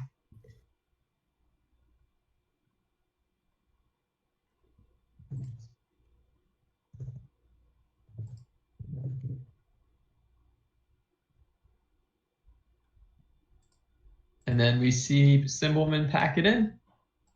Is that all the matches then? Unless somehow Blahguy's still going. I mean, Blahguy won. Sorry, We unless watched him. somehow Brahms is still going. I think was what I was trying to ask. Michael? Brahms is not real. We've talked about that. JP, People aren't real. that is my joke. Okay, like that. You can't just invade on my territory like that. That is my joke. I worked for that joke. Okay. Yeah, and then I heard you say it once and I took it myself. You're also were trying to steal Loading's teeth joke. It's like a whole thing. Like find your own thing. Yeah. Thing with Splinter Extra. That my thing is stealing other people's jokes. It's my whole bit. Damn it! Now this is turning into My Don't bit kink is shame. everyone else's. my kink is kink shaming other people. Okay. Before It's the whole debate where you can't take my jokes. My jokes is taking other people's jokes. That you can't take my jokes. okay. No, keep talking. I'm doing a thing.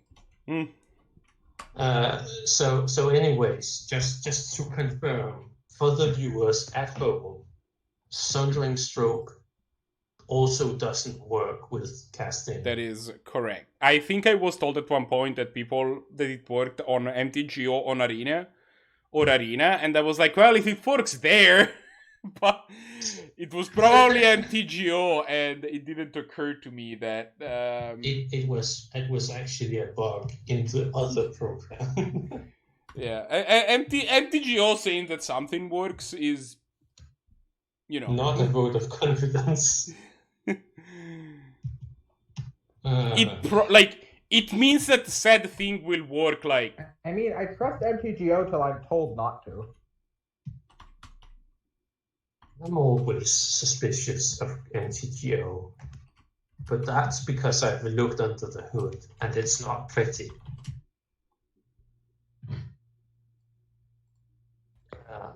ignore the next See, event. if I looked command under the I hood of just posted, MTGO, I because- would see what's a bunch of numbers. Because I'm not technically savvy enough to know what those numbers mean. or to know also anything else.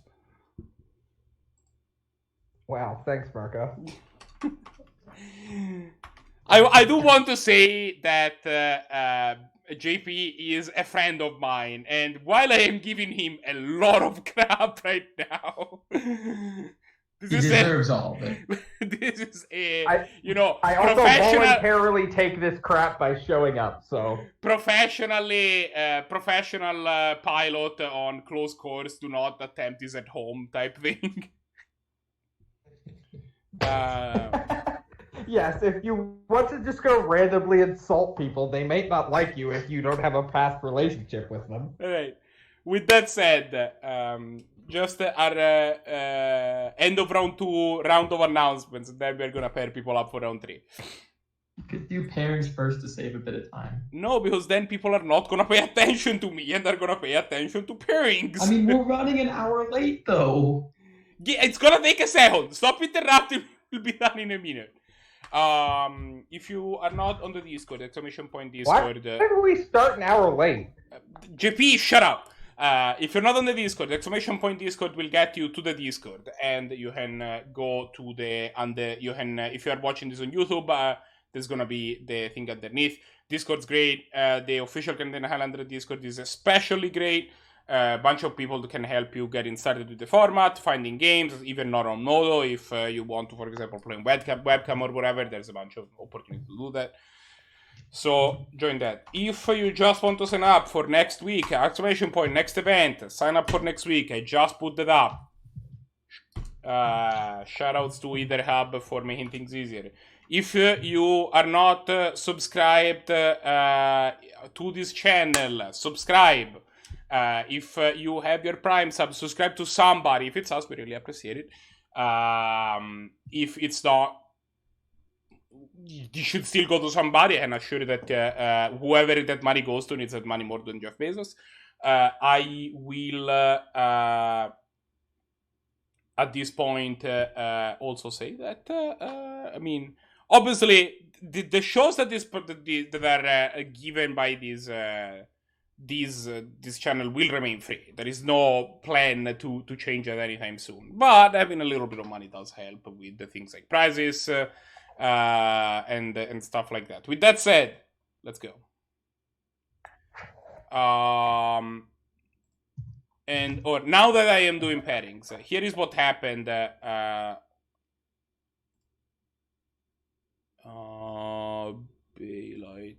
2-0. There you go. Here is what happened. I kind of overslept. I had a little bit of trouble actually. I had a lot of trouble sleeping last time, and I kind of slept through my alarm, and team woke me up at like 1:15 being like, Marco, where are you? And then I was like, oh shit. With that said, holy shit, this is the first day I've gotten up before you in like a while. Yeah, well, it was bound to happen eventually. Also, Jeff Bezos has enough money to give everyone $70 and still have a couple $1 billion left over. So yes, take Jeff Bezos' money. It's not even taking it. Like, he's giving that money to us, right? And you're literally saying, no, I will not take this money that is freely given to me as long as I give it to somebody else. Like, what? Let's watch Blahguy versus Bailite.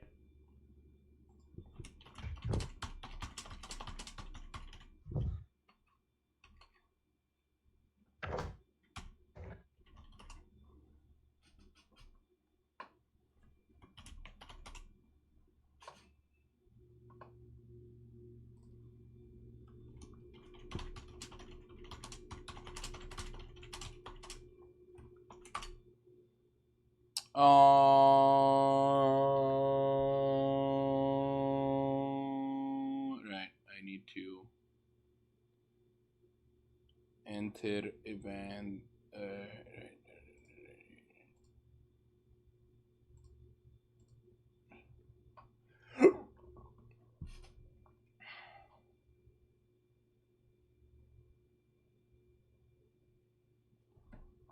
JP, no, JP, no, don't leave.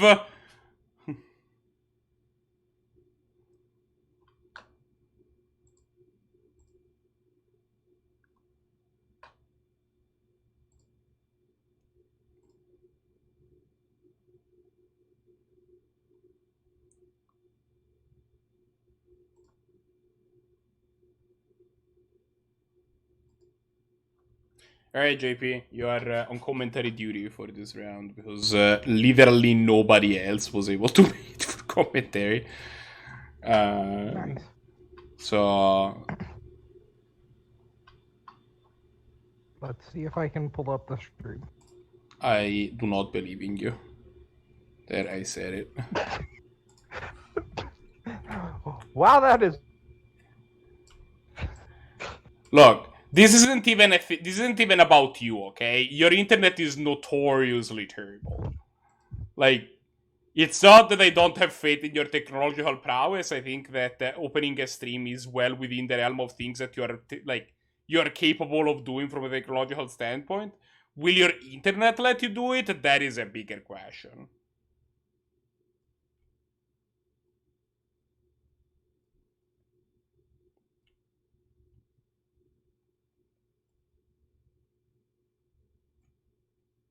You're not even trying to deny it, which, I mean, it's fair. It is just true. Or your mic died again. That's also a possibility. Back. I don't know anymore. Marco, can you even hear me? Yes, I can hear you. Oh, well, it wasn't looking like you could hear me. I was all Well, I probably couldn't up until that point, until I say, hey, can you hear me? And then I could hear you. Bailite is currently winning the game of Magic. Well, Bailite has significantly fewer cards than Blahguy does. In hand, Yeah. but I suppose the Tainted Pact can help alleviate that problem by finding some sort of recurring card adventure engine. Blahguy has a decent hand. There's like, if this Kitesail Freebooter manages to knock the Tainted Pact, Blahguy is kind of left with nothing. Yeah. Although I think if it's not cast this turn, it's probably going to be have 2 mana held up to cast it in response. Yeah. I mean, I think there's gonna be 2 mana left to cast it in response regardless at this point. Yeah, there's literally nothing else Bailite can do. Yeah. What do you... I mean... So, keep in mind that Tainted Pact in Bailite is a little weird because he can't just find the exact cards that he wants every time because he's still playing 2 basic forests.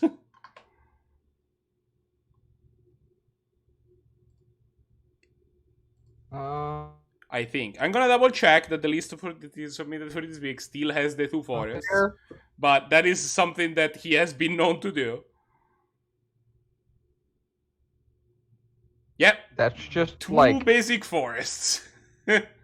why? Is there even a snow-covered forest in there? Yes. 1 snow-covered forest, 2 basic forests.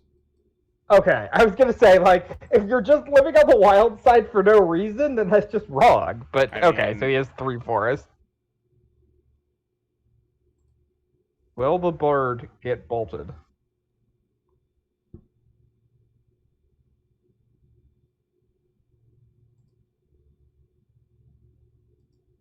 I see, so...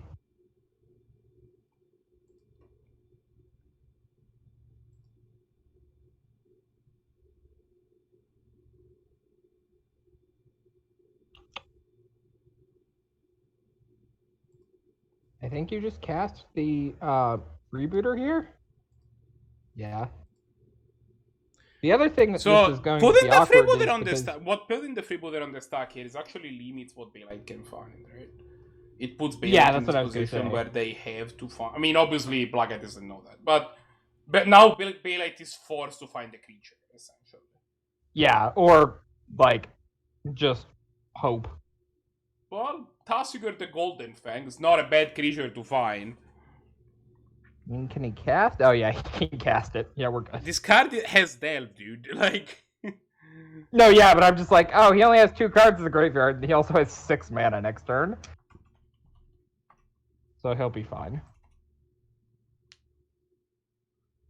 Yeah, getting a Tasigur just seems pretty good. yeah, I mean, it is both things. Like, it obeys both restrictions that we are talking about, right? It's a creature and a wrong.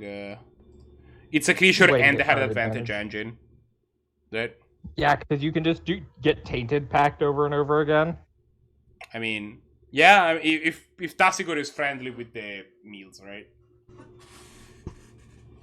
Oh yeah, that's true. Granted, as it turns out, it's just gonna terminate, but I mean, well, I mean, Blahguy will get a rebuy though. also currently Baylite's hand is both players' hands. There we No. go. Yeah. Okay. Yeah. It was there for a second. I fixed it pretty quick.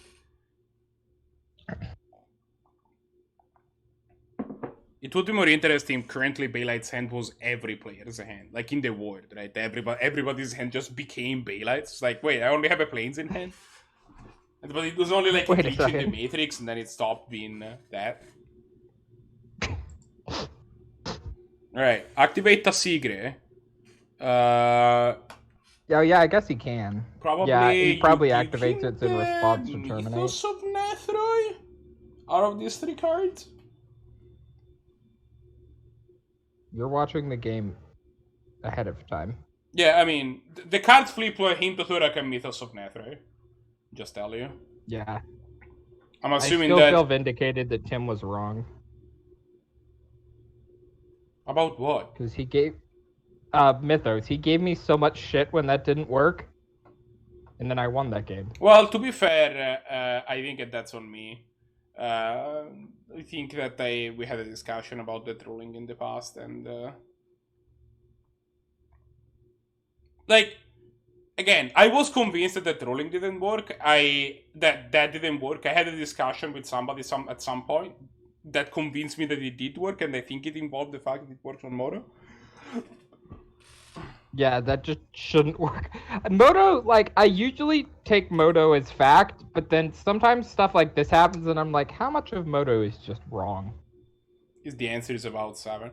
Well, Baylite is peeling a string of removal spell. Mythos of Nethroi, Vindicate. We'll see if it's enough to actually get this board stable. I mean, it feels real bad to Vindicate or Mythos a 1-drop. Well, I mean, it does, but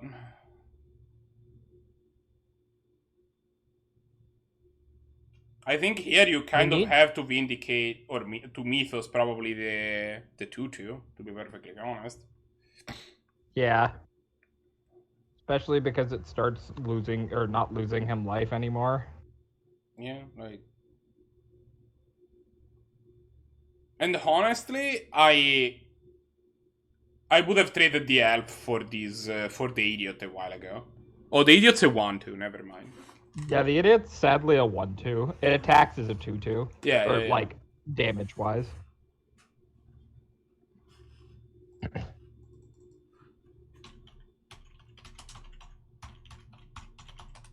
The Idiot in question being Vicious Conquistador, but... yeah. You know, the Idiot. You know, the card that is named the Idiot. Everyone knows what it is.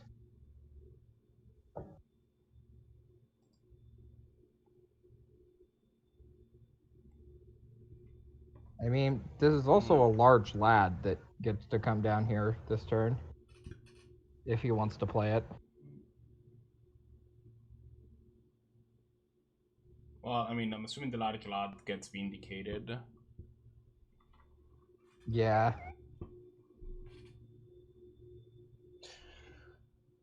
I really like the mechanic of that card, right? It's kind of like your opponent is incentivized to have enough spells to make it small enough that it can be blocked. The problem is that Blahguy just has so many more resources, right? Like, Blahguy still has an endless string of idiots that they can cast, and Baylite's just Baylite has just drawn so many lands.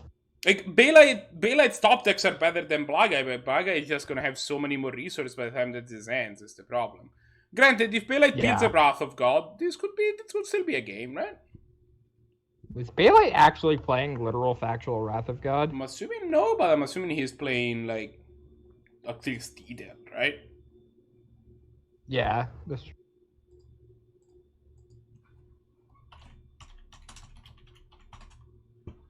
Like, I have, like, Toxic Deluge is spectacular in this deck. because a lot of the time you get to like kill all of their idiots and like leave a siege rhino behind or something, right? Like that is Yeah. That's not what he wanted to see. I think this game's probably over though. what is Bailite playing for Wraths? Like Toxic Deluge doesn't do it here anymore. Well, that's good because he's not playing it. But yeah. Nice. He's playing no Wraths actually. Oh, actually, he's playing Knight Incarnate. What? Yeah, Knight Incarnate. What is this magic card? It's the one with Evoke from Commander. Oh, that idiot. Yeah, I know. What you're Yeah, talking that about idiot. now. The -3/-3 for 4, I think. Yeah, it's basically Yahenni's expertise or just you can get like a 5-mana 3/4 Yeah. and then kill everything when it dies. It does have death touch. Like 5-mana 3/4 death. Like the card's gonna trade for something, right? Like It's like a 100% worse version of Plague Engine. well, he's also playing Plague Engine. I mean, that's fair. I don't count Plague Engineer as a Wrath. I mean, it's kind of a wrath. It's not how that card plays. It replaced Toxic Deluge and Lands and Blood for me. Okay. That card is not a Wrath. Like, that's not how that card plays. The way the Plague Engineer plays is it comes into play, you heal one of their 1 toughness creatures, and then it trades for another one. Like, Why are you slow rolling here? Just bolt him. There we go. what if they have counterspell? What if they have a lapse of certainty? I mean, one of the only counter spells he actively didn't play around because he played his card first, and it would have gotten Force Spiked. That's not the head that I was talking about. I mean, yeah, I know, because the other one is just strictly worse. Because That's not what strictly worse means. Yeah, it's strictly worse. It's not a meme. Ah, yes, I see.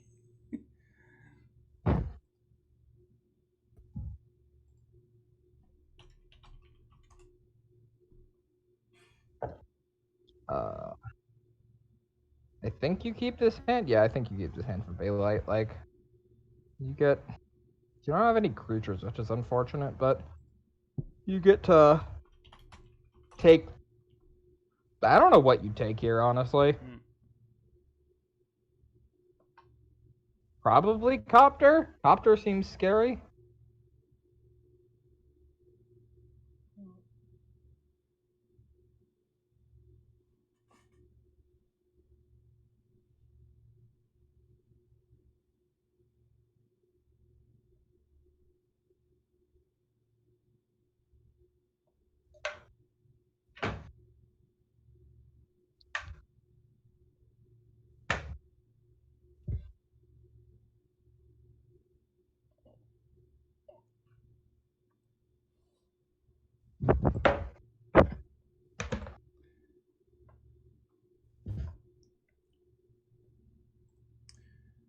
Alright.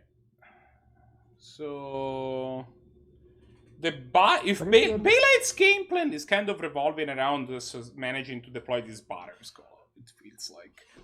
If they get to play this Barrier Skull on turn 4 and stick it, which is gonna be tough in the face of the Abrade in Blahguy's hand, then I think that this game's good for them, but Blahguy's hand is pretty well suited to combat that. Yeah. Yeah, that's also a Rampaging Froststone. That's a pretty good magic card. Rampaging Froststone is actually not necessarily what you want to see in a matchup like this, because, like, your opponent, it's an expensive threat, right? And your opponent's deck is entirely full of, like, 2 and 3 mana removal spells that can trade at tempo parity for it. So yeah, that's a little. It turns out Bailite doesn't have any of them. That's a pretty good draw. It's a blocker that also gets to put a land into play, or give him a land drop. Oh, the Abrade gets banned. That's huge. Yeah, that's really, really good.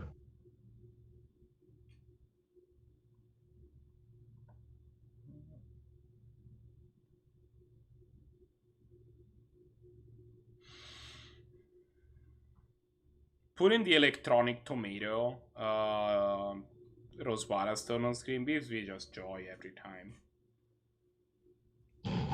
If you're Bailite, you've gotta be pretty happy about the fact that your opponent just upbraided something that wasn't your Battle Skull before your Battle Skull will show up. Not Yeah, because only- Batter Skull gets to be played next turn, yeah. Yeah, yeah. It is worth mentioning that if Blahguy attacks with 3 creatures, Battle Skull won't be able to block. Since the text on the idiot Legion Loyalist is that it can't be blocked by tokens. You know, An the ability random line of text that no one in fact, remembers. nobody has remembered in the history of Magic the Gathering. It was remembered for the first time now, live on stream. Correct. As someone who has played that card for years, I can attest I have never remembered that line of text existed. When I went to Modern FNM, I was playing Storm, and I was like, "Oh, my opponent's playing an aggro deck. I should put Empty the Warrens in to make a bunch of goblins early, and that's gonna help me blocking." And then my opponent was like, "Oh, okay, do on turn 2, I do a little bit of Storm, I make 12 goblins, say go," and my opponent's like, "Legion Loyalist, attack." Huh. Oh, I'm dead. That is unfortunate. This is a truly unfortunate development.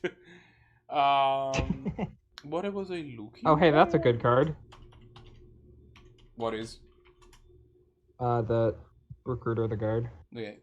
So, brief note about coverage. I'm not always paying attention to stream because I'm doing a bunch of stuff in the background.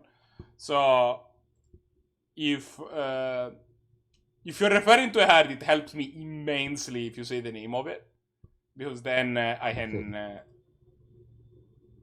I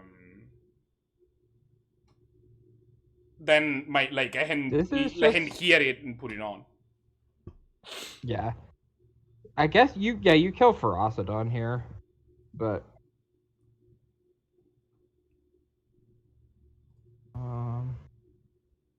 yeah, there's nothing they can do. They can't really block that effectively.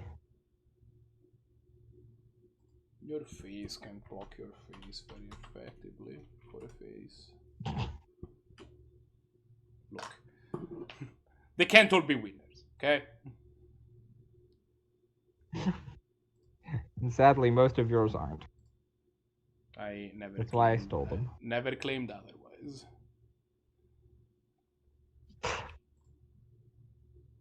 I feel like you have on one occasion, but I can't. It doesn't come to mind. Yeah, so because I at just that have to time they were accept it. winners. They haven't been since. I've said my first one that wasn't a winner in the interim.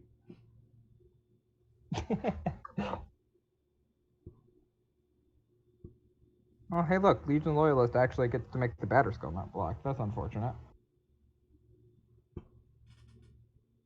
Now, Bailite needs some amount of way to kill a creature so that this Legion Loyalist doesn't just kill him.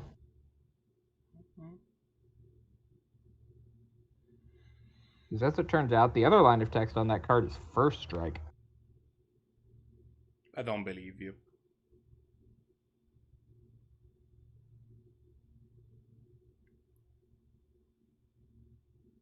And, you know, various other abilities, but, you know. Oh, hey, look, that's a good Your card. card gains all abilities. Yes, basically. So, you, Charming Prince, bounce the Recruiter of the Guard and go get something else, most likely. Sounds like a pretty good line.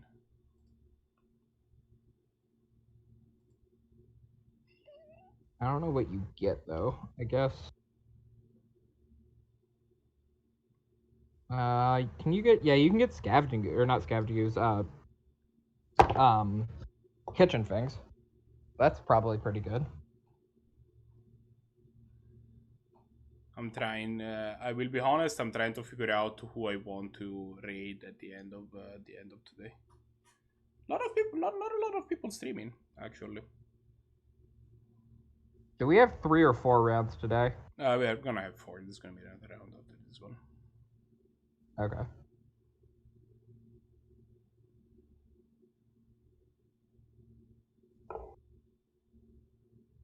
I mean, you could have bounced the Batterskull token. That also is a line that exists.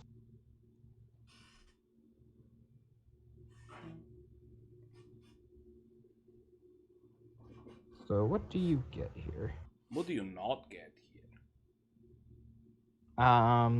You don't get something that deals you 16. Yes. You cannot get what's the name of that card? Do you have it deal you any damage? Oh yeah. The Helion. Yeah. The Ben's Helion.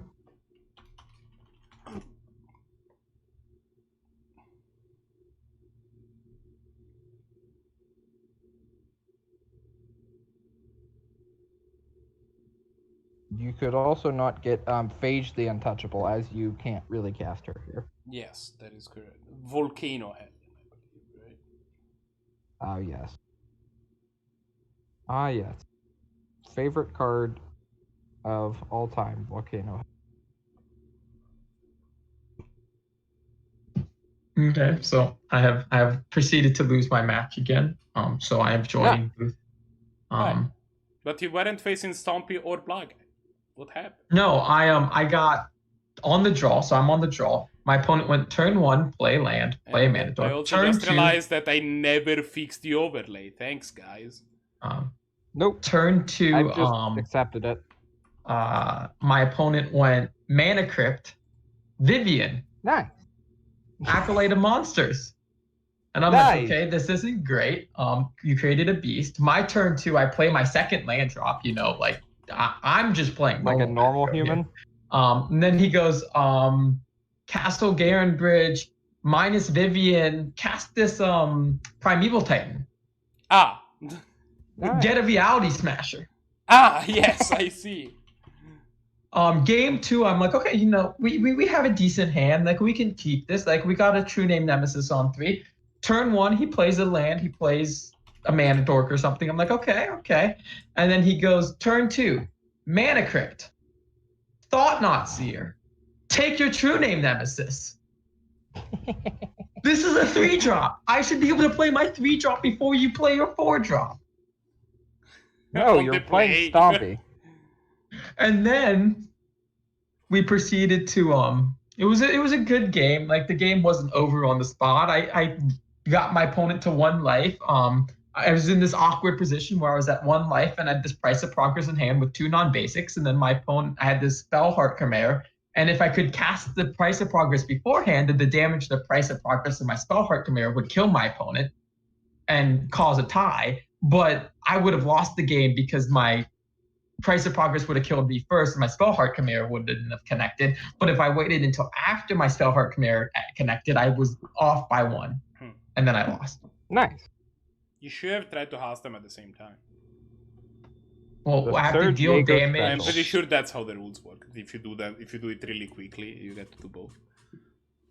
Yeah, actually, that is. But looking at this game, we have a Batterskull, which I'm always a fan of Batterskull in this matchup.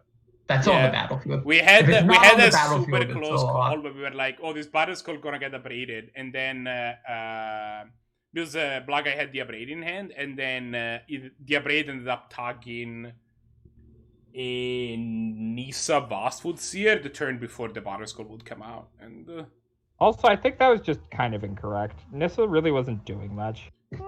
You still want to clear your way. You still want to clear Nissa flips, but it was turn 2. Yeah, I mean, Nissa wouldn't have flipped yet, right? It was turn 3. I mean, No, this Unearth he had is a getting mock back play. Charming Prince, which is probably No, just no, no, no, gaining no, no. pretty But well. it was turn 3 because I remember that the Battle Skull was going to Good come down try the here. turn after. The Battle Skull cost 5 mana. So, It's like... gonna exile the Ewit. The Ewit will get back Nissa this turn, maybe? Or maybe you Probably just get this, back Unearth.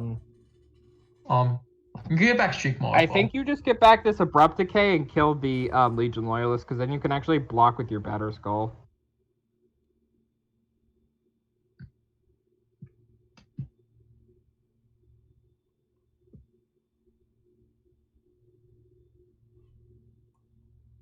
But Blahguy's up a game. Yeah. Yes, This is Blahguy probably the going to game 3. I think Bailite has this in the bag at this point. Yeah, I mean, a lot... Things can still happen, but it does seem to be in... Blahguy has no cards in hand, and his board is very mediocre compared to Bailite's board. Yeah, Plus, notably, Bailite is he does not still have... at 11 life. He does not have red to make this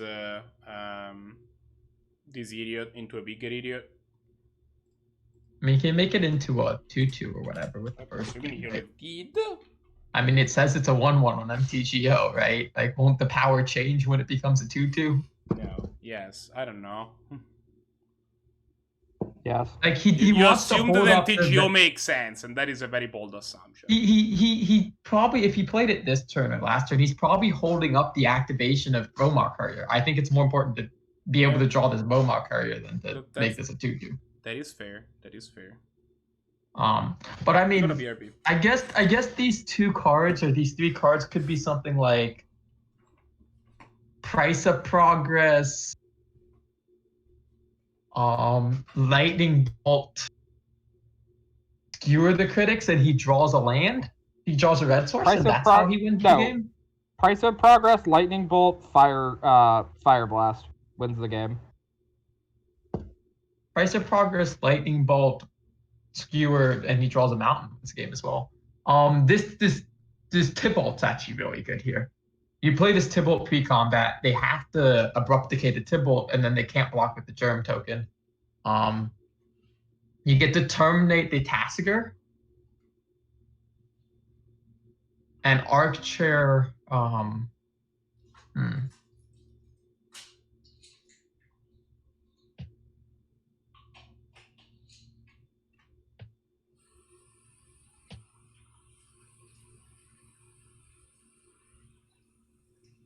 I do like playing Tybalt here. Oh, are you not going to play Tybalt before combat? This is not... You can't attack now. You know your opponent has Abrupt Decay.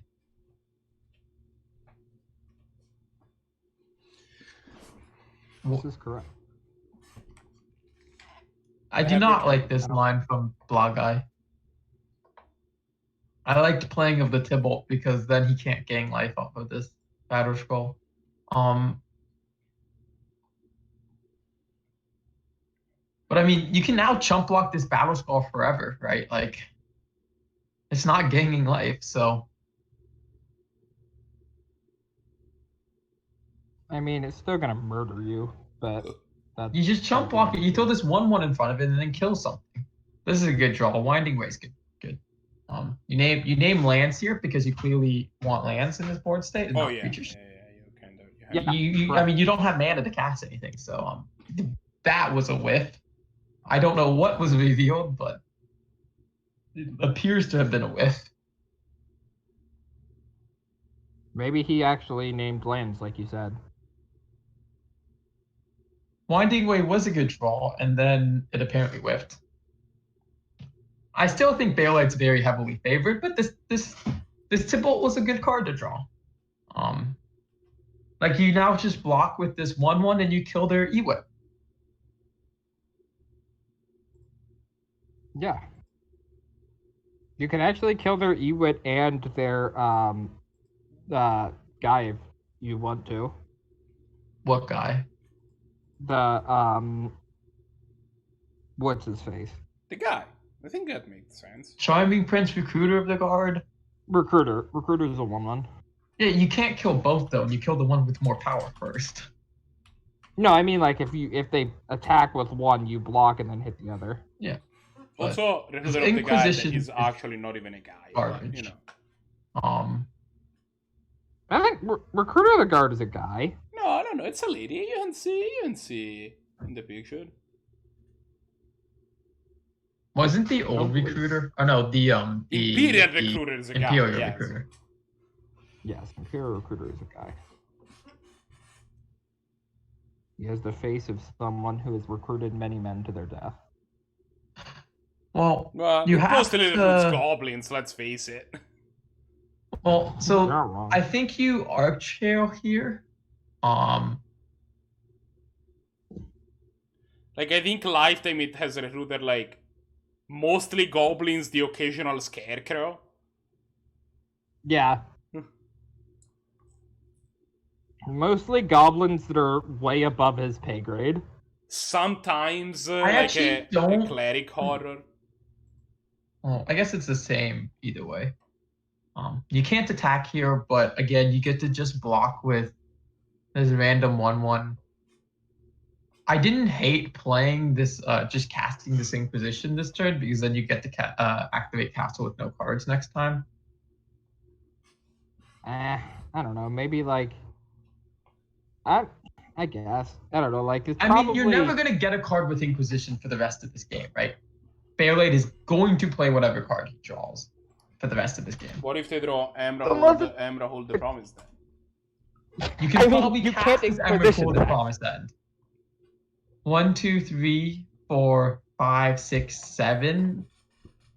There are 7 mana, and what do they have? They have creature, land, creature, instant, artifact. Instant, artifact. Do they have a sorcery? They have yeah, Winding Way Winding- sorcery. Winding So Way. So they can't actually. It's 8 mana They- plus Emerald. Well, now they can. I don't Well, now know if they I can. like blocking with the Earthshaker here. Can you flash it back yet? Earthshaker? How much? It's 5 mana, right? I don't know. Let's find out. Earthshaker Kendra. There's an H. It is 6 for red. 6. Yeah, it's 6 mana.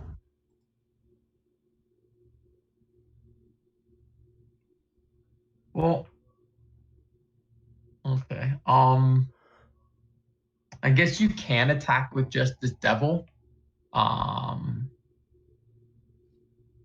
It's not a great attack.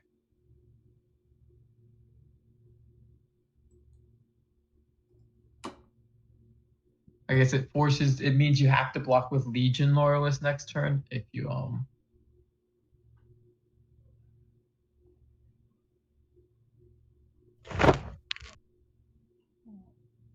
Tybalt reads your opponents can't gain life, not no one can gain life. That's kind of funny. I didn't realize that. We have a brick from Bailite. Battle Skull's gonna attack. The Devil's gonna block. Deal 1 to Bailite, bringing Bailite down to 8. This Tybalt really has held the game up this whole time.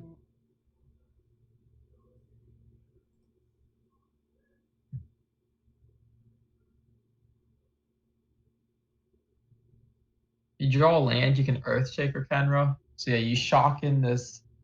Don't oh. You don't cast this Inquisition. I guess no, you still can't cast. I forgot the Wasteland was cast, so you can't even cast the Earthshaker yet. Well, Blahguy needs to draw something. Is Blahguy playing something like Seasoned Pyromancer in his deck? They have a Something that rainfall? Something that makes multiple idiots. Something that makes multiple. I mean, idiots. Well, Seasoned let's find out. Pyromancer won't make idiots here. Well, not with that attitude, but it will draw. No, but it'll draw cards, right? Like you play Seasoned Pyromancer, then you draw 2. Yeah, I mean, yeah, but it's not going to make idiots by itself. Yeah, but maybe you draw into an idiot. Like that's a way you can get multiple idiots on the battlefield. See, I don't like this attack of letting the Tybalt die. I think you needed to block with Legion Loyalist there. Like, I think the Tybalt was the only thing keeping you in this game. They play Angel's Ravager. They play Goblin Rabble Master. Okay, this game's over. You can concede now.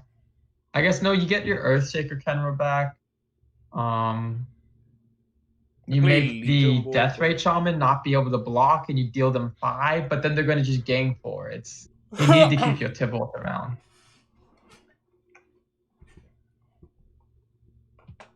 Blahguy, sorry, Bailite isn't even dead to a price of progress here. Barely. I mean, actually, are they dead next? No, they're not dead next turn. I mean, it's just you can't. You had to keep your Tybalt around. Like you had to keep them one more turn off of gaining life, right? Like because now you can block with. You could have attacked this turn with Earthshaker Kenra, and then next turn, if you draw something like Price of Progress, you win the game. This turn, it just now they can gain 6 life on their turn, right? Like it's just over now.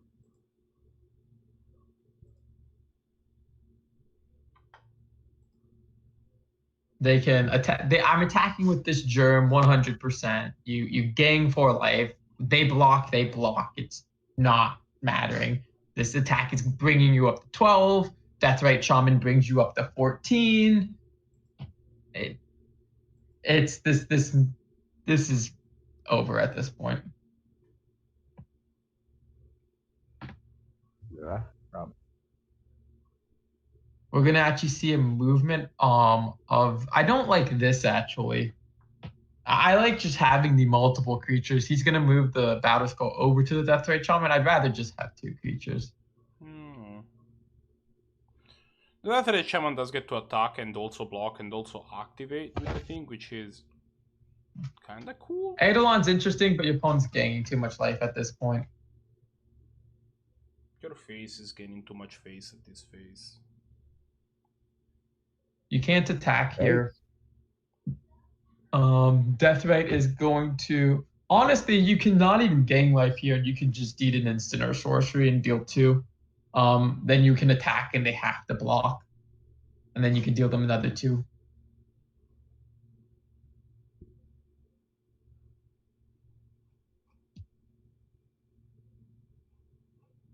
Yep.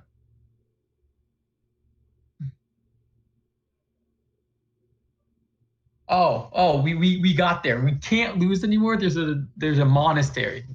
What's it called? The Nambuka Monastery. Nambuka Monastery has been drawn. We have now can win the game. Bailite had to wait until this point to win the game. Yeah, I think he was. It was contractually obligated.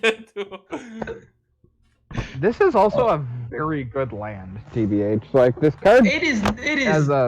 I disagree wholeheartedly with the statement that this is a very good land. It's sometimes a good land. Let me put it this way. If Nantuko Monastery activates, it is extremely impactful. The problem is that it is also very unreliable. Like, you have to have Threshold. Threshold is not easy. This is a Skull Clamp. Is there any way that we can win this game still? I do not believe so. There is 10 non-basics though, so can we Snapcaster, Price, Snapcaster, or Price, Snap, Price?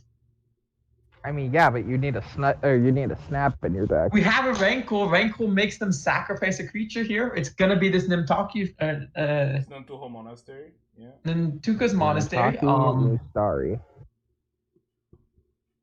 You do know the last card in hand is a land, but they can. You still make them discard because you have nothing left in your hand. Do you sacrifice your own Rankle and draw 2? You have to. You have to. Otherwise, you're just dead. Well, he'll just be dead. He'll just be like, we're done. It's fine. I do think you also draw a card, though. Although maybe not. I think you just need the cards more than your opponent. You need to hope your opponent bricks on their draw. Does the monastery doesn't get trampled, right? It's just first strike? First strike, yeah. Yeah, it's just first strike. Yeah. It's a 4/4 first strike. I'm activating the monastery here to sack it. That's what I'm doing. But then you can't win the game anymore, right? And that's what we discussed. No, you just have to play the monastery. You don't have to win the game with the monastery. Okay, it's sufficient. I think I figured out who I am going to... Not choosing sacrificing a creature, I think that just means you're dead. You're just dead now.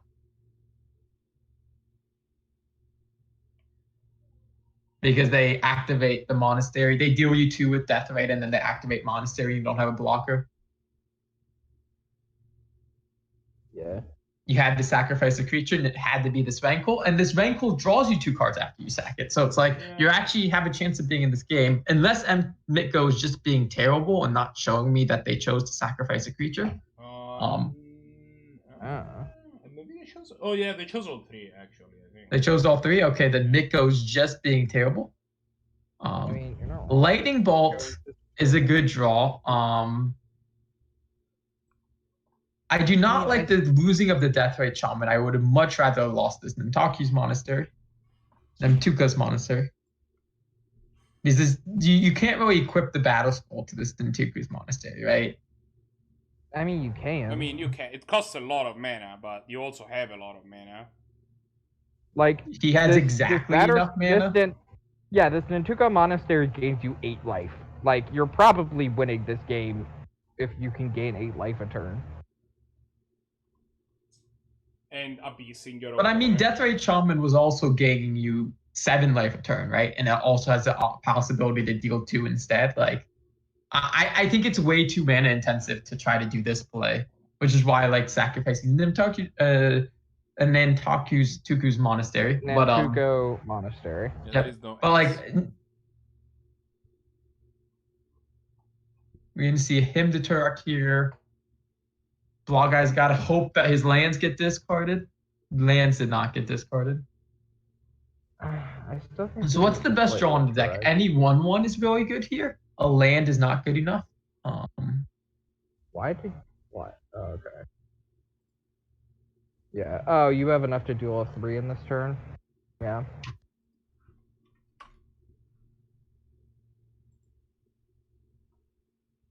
Like, I imagine a new Blahguy game is going to winning be this, started or here. losing this.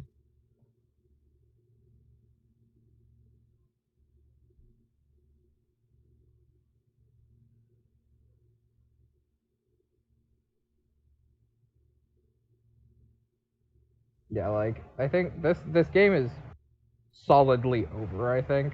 Yeah, in fact, it is actually just. The game has ended like an hour ago, dude. What are you watching? I'm watching the stream, so like I y'all am are as ahead of well. me. I'm watching the stream as well. Refresh your page. We have new hands. I like Bailite's hand. It's a decent hand. You got Scoos, you got some removal. Blahguy has a pretty good hand as well. It's a little bit on the land heavy side. Not a super big fan of this, but you get to play Grim Lavamancer into Conqueror into a Drosodon on turn 2. I think you keep both of these hands. I could see Blahguy mulliganing their hand though. I do not think Bailite will mulligan his hand.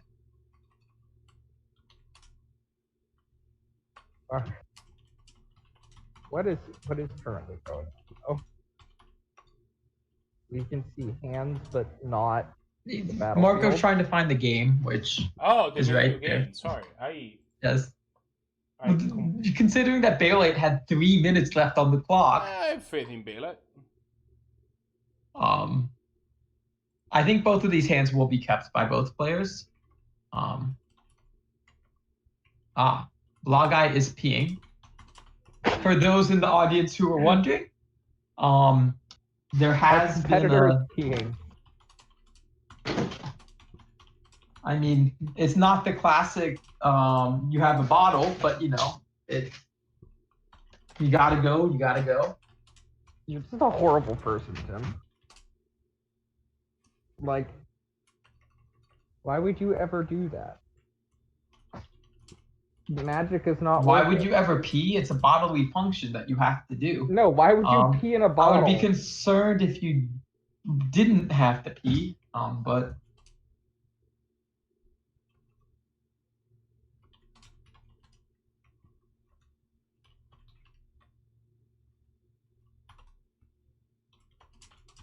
This matchup overall, I think Bailite is probably favored in the matchup for the most part. You have enough interaction and you're able to stabilize and you have enough cards that can get you there, like Kitchen Finks and Skews, that I think you're generally going to be favored. I think Bailite the human is favored in this matchup, but I don't think the deck itself is. I think the deck is favored.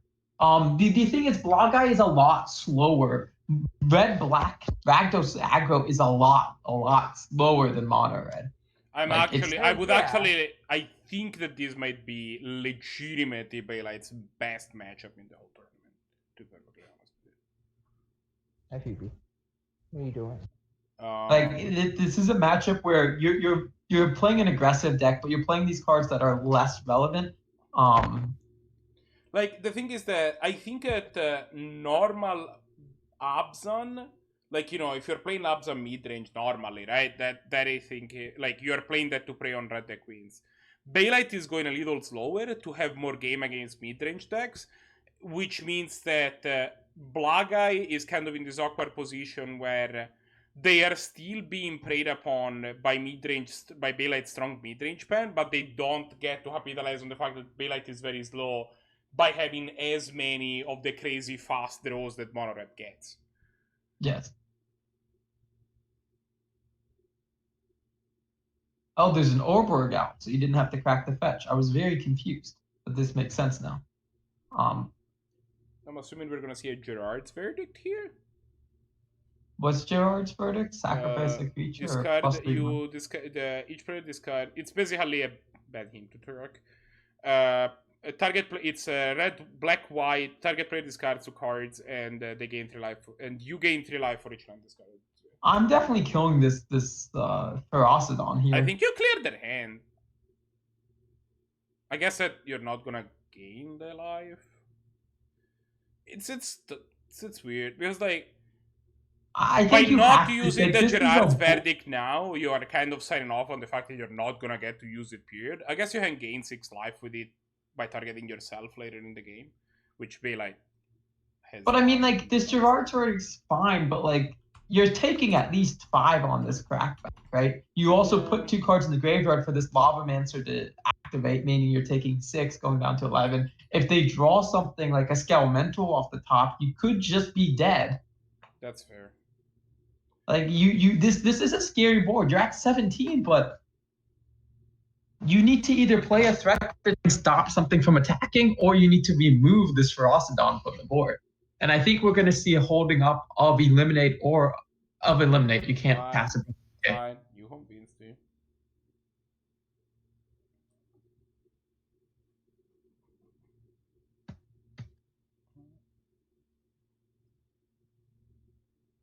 We're going to see this. I would play the Dragon Skull Summit, but it doesn't make a big difference which one you play. I guess you have Swamp Sanctuary, so it comes in untapped. Legion Orders is coming down. You're gonna make an attack. You probably hold back with Grim Lavamancer because you know you have at least 2 cards in your graveyard with these 2 fetch lands.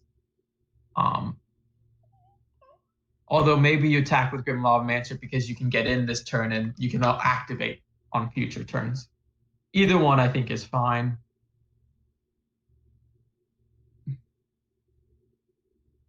We're gonna see Bailite take 3 damage through this attack. We're going to see a Eliminate get cast here, I'm almost certain, on this Ferocidon.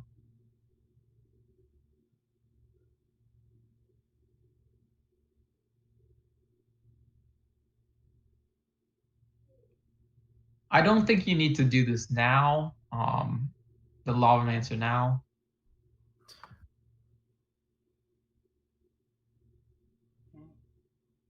But they're just fetching now, I guess. They probably should have fetched once so they could make sure they could activate Lavamancer without getting blown out by a removal spell. I would probably be playing. You can play Verdant Catacombs and the Knight of the Reliquary, and that is a 3/3, which blocks. You could also just play this Scooze, and then Gang 1, which is also a 3/3. You get to eat. Although the Scooze and the Lavamancer Scooze is very bad in the face of a Grim Lavamancer. Yeah, with an active Grim Lavamancer, it's going to be tough to because you can't really ever gang the life because Lavamancer is part of the cost and Scooze is not. So yeah. I also like the Knight of the Reliquary here because Bailite does have a lot of very good creature lands in his deck that is really good in this situation if he can untap with the Knight. That was a miss by Blahguy. We're gonna just see a pass here. Although you can't do an attack. If you had one more creature, you could actually attack Yeah. and then activate Lavamancer to kill the Knight of the Reliquary, and then first strike would kill the Knight, but you can't attack here.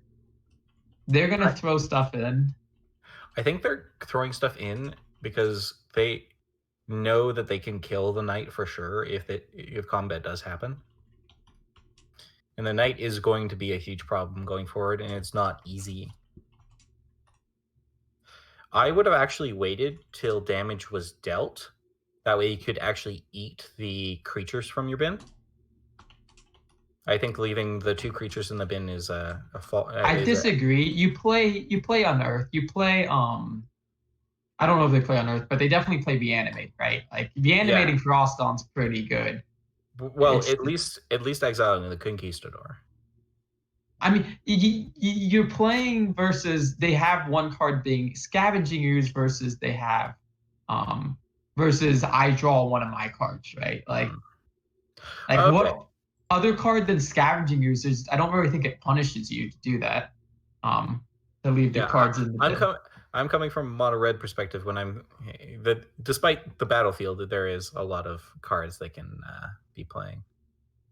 This game does look pretty much over at this point. Judith is a draw,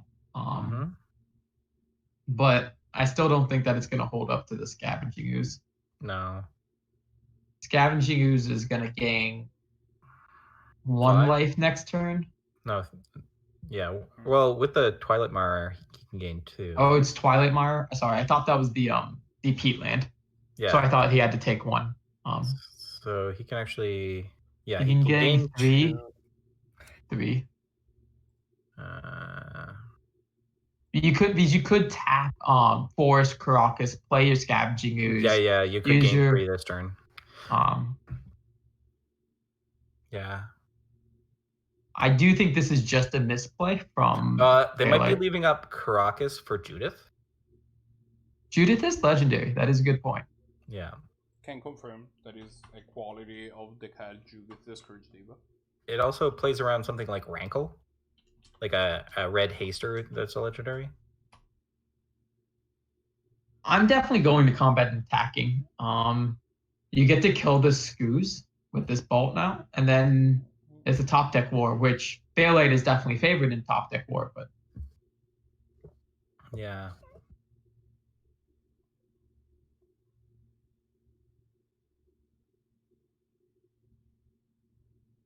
I think you get in here with Judith.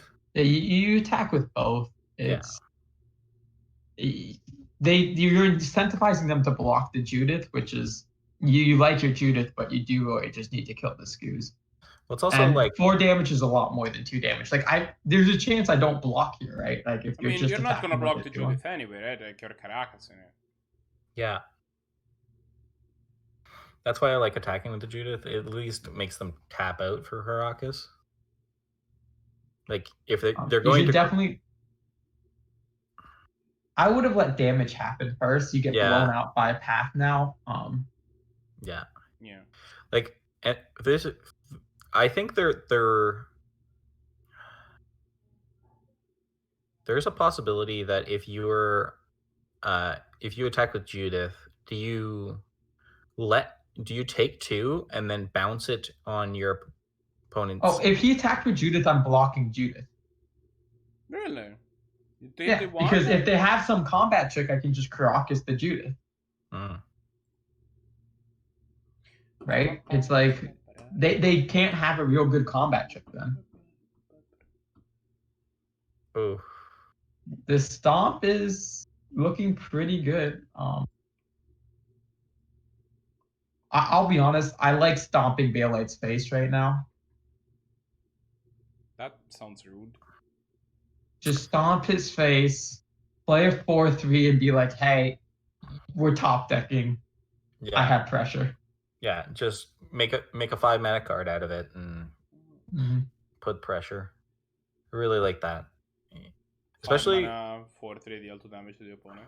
The Yeah. biggest It's a fine Yashino card. Pyromancer in the world.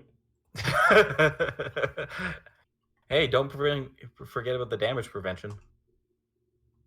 Oh yeah, there you go. That was relevant this turn. I mean, Yashino Pyromancer is a good card. Yeah, Ooh, it has hello, super haste. Umezawa's GT. That's a powerful one. This game has now swung very heavily into Blahguy's favor. Bailite has not top decked well. No, No, he hasn't. Well, you get to play Jitte, equip Jitte. Like, you don't even lose out on anything because you the argument to not do this is, well, I kind of get blown out because I wasted my mana. But if you just play Judith, you're wasting your mana anyways. yeah. So you just equip. I don't like this. What else are you gonna do with your mana? I guess. Like, I think they're trying to just bait- bouncing Judith.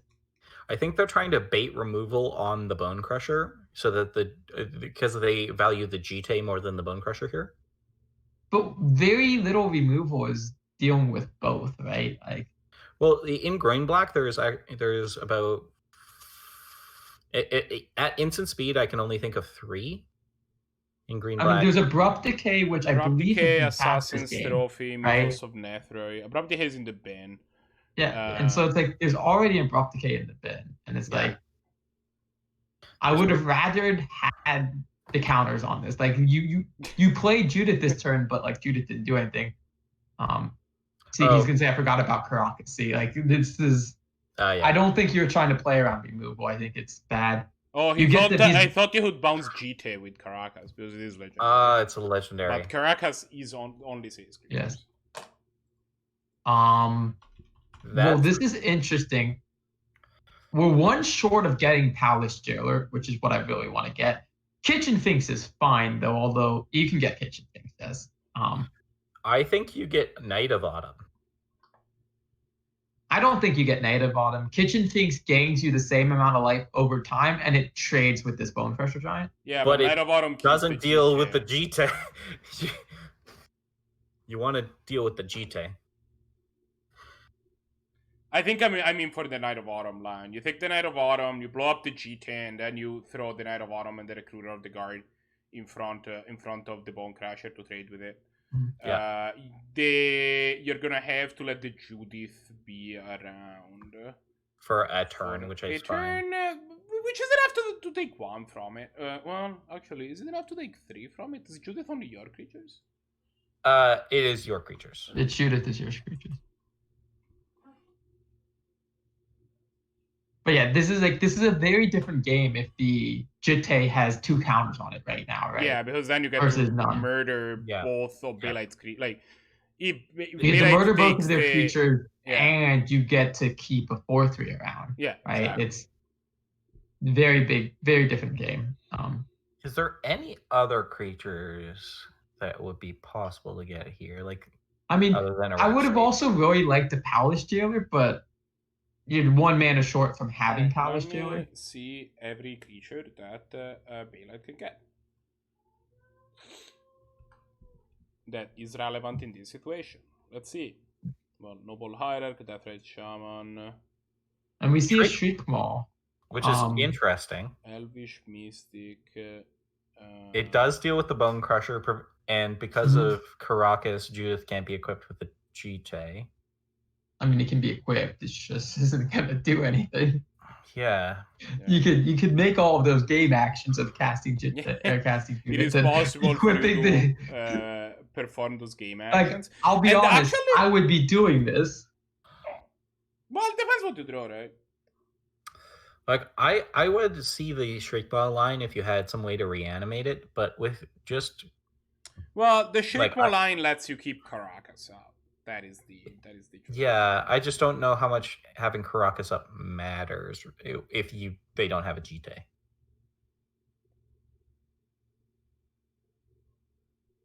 I mean, even without a GT, Judith is pretty scary. You could be on the plan of I'm just gonna take a Knight of the Reliquary and it's just gonna be bigger of your creatures, GT or not. Knight of the Valkyrie is in the graveyard. Oh, well, then you couldn't have been on that plan. Judith has returned to hand again. This is why your legendary creature should have ETB effects like Vendilion Click, because then it feels very bad. Then you to Caracas Caracas. your own click, actually. Like, have you ever seen in Cube sometimes, like, having a Caracas will make, like, having a Golos, for example, will make Caracas a higher peak, because then you get to Caracas your own goal. Like, you get to Golos your Caracas into play, and then Caracas your own Golos. Kind of keep going. Yeah. Well, you're gonna just ask Judith again. It's gonna get Caracas. You're gonna equip the Jita to it? No, because Mortal Bile Slash this turn. Oh, there's a Hydrio Wild Slash. Okay. I can't think of very many creatures that. Oh, Marderino. I'll be Okay. honest, a Lightning Skelemental here is pretty good. Although Murderous Rider. Marderino is going to fix that problem. Yeah. So, Unless Marco, Bailite is, uses to murder the Jita. is this game 3 we have here? This is This game is 3. game 3, correct. So they started new clocks and they're down to about 15 minutes left. Yep, they Correct. both spent about 10 minutes on this game so far. Oh, speaking of creatures that are gonna get Murderous Rider. Hello there. This is definitely one of them. I'm just Ravager. Hi. Equip the Jitte to it. Just in case it was not gonna get Murderous Rider. No, it's definitely gonna get Murderous Rider. I don't know if I Also, would. then frees Bailite to actually cast the Yeah. idiot Life side of Linker. the Murderous Rider, right? And I mean, there are draws like if Blahguy draws a Price of Progress, he wins the game. no, I mean there's definitely a sequence of Not draws. quite. Yes, because with the Wild Slash, it is 10 Yeah. damage. There are definitely sequences of draws that lead to Blahguy winning the game, for sure. Yeah. It is a top deck one, right? But as we were not saying earlier, Bailite's top decks are gonna be more powerful, and the Bailite's deck tried as hard as possible to make Bailite not win this game, but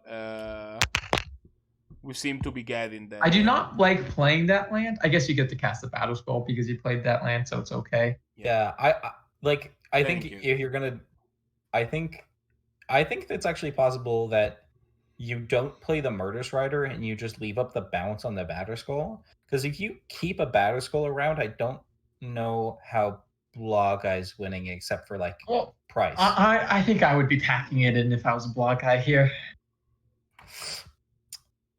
Yeah, I think just like hoping they forget about Caracas. About the existence of Carajas after having used it like 3 times already. Well, they tapped it, so they could forget. They may not know. They realized that Carajas taps for mana finally, and shut up! Shocked Pikachu face. No, how could I? How could this happen? Well, there's Shout outs 6 to Harajas tapping for not only mana but color mana.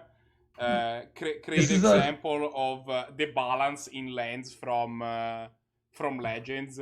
I believe I'm just gonna Island of Wak Wak does not type for mana, but Carajas. I'm gonna just point out this was a 13-point life swing here. Mm-hmm. Oh, Gutter Bones can save the day though, guys. We have assembled. We have assembled this. We have a Gutter Bones. We can equip this Jitte. Oh no, not even gonna cast it. Yep. Alright, we did it. We have made it to round 4. What, was this the last game? The last match? Are we sure? It was.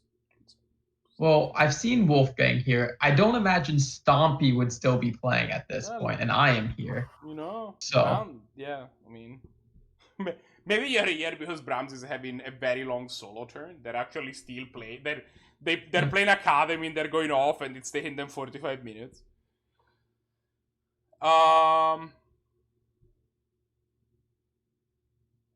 Okay, well, let's wait for the results to trickle in.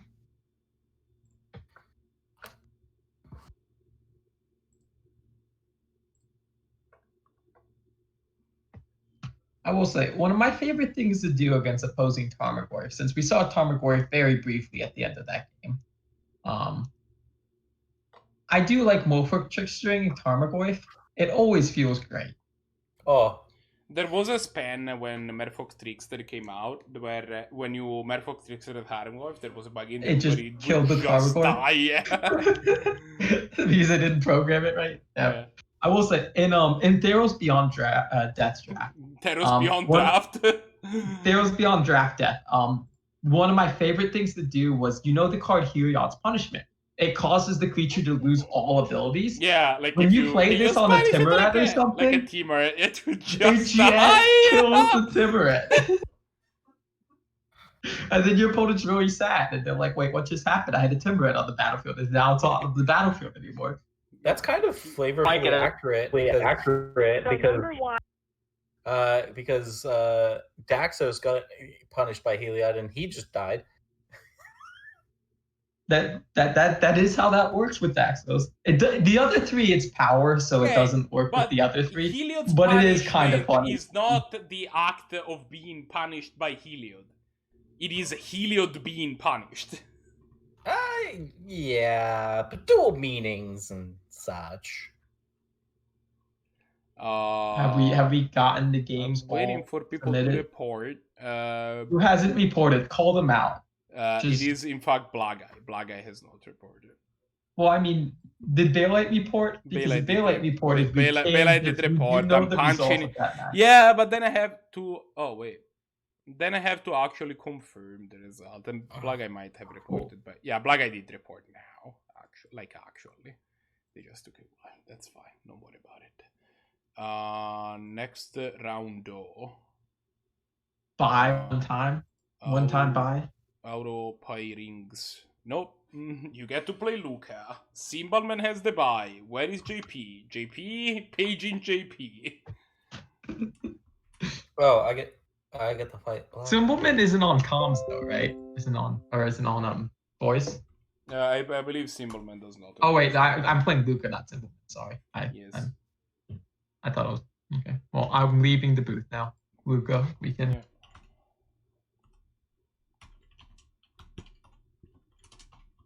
Oh, Symbolman, you can be on commentary? Then you're welcome to, please.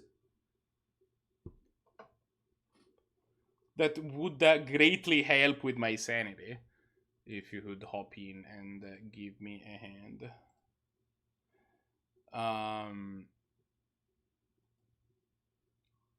And we are going to be watching... Why am I making this voice?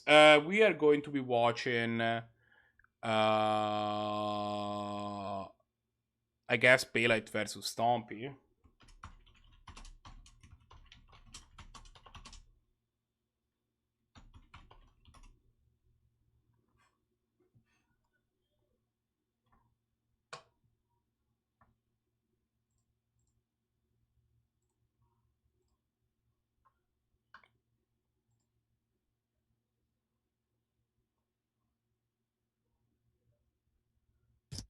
Hey there, Red Mage.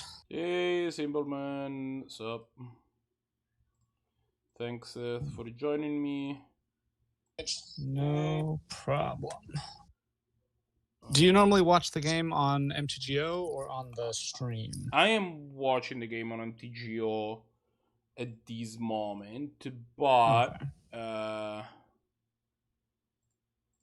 it's Looks like you can watch it on stream. You're gonna be able to see hands. Is the thing. Okay.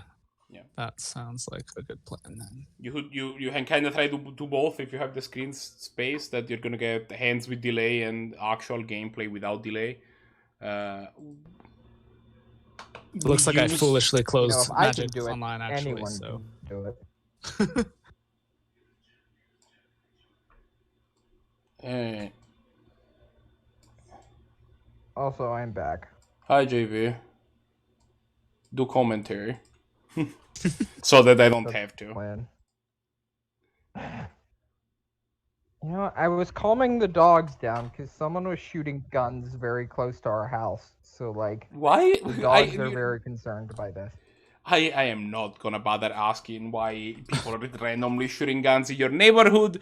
I'm just gonna leave it up. We live to In the country. America. Let's talk about what's going on here. We have Mono Red versus Abzan.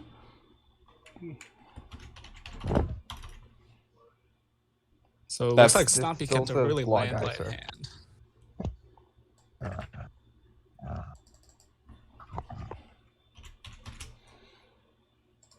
JP, are your dogs growling at us, or is that your mic making noises again? Yeah, so it looks like Stompy's taking a My very dogs are currently growling at each other.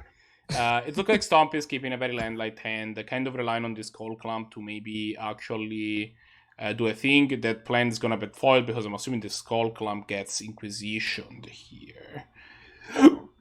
Would definitely be my pick.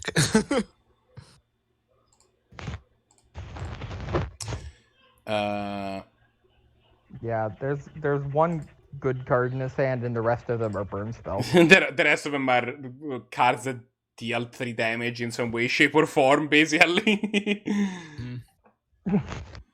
Yeah.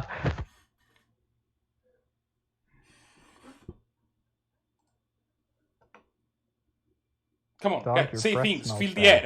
air. You shouldn't be the one talking. I'm doing I'm- tech. So mono red. I Mono will red, mono red, yell mono at red. you until you talk. I will do that. Well, so currently my dog is licking my nose. Great. So we have. What do you think is the take with these greens? Oh yeah, Finks. Right? Maybe, yeah, Kitchen Finks probably. Yeah, Kitchen Finks is a very good magic card against mono red. As it turns out, you kind of want to also bank it in before Mono Red has the way to deploy one of their 3 drops that say players can gain life. Actually, Yeah. Yeah. they have a bunch of those now, don't they? No, they have 3. There's like 3 now. Is it I mean, there's the 4th one that T-Bolt you can Sulfuric pay 1 Vortex, life to do. and Rampaging Ferocidon. Is Mono Red playing Skullcrack these days? I'm assuming no.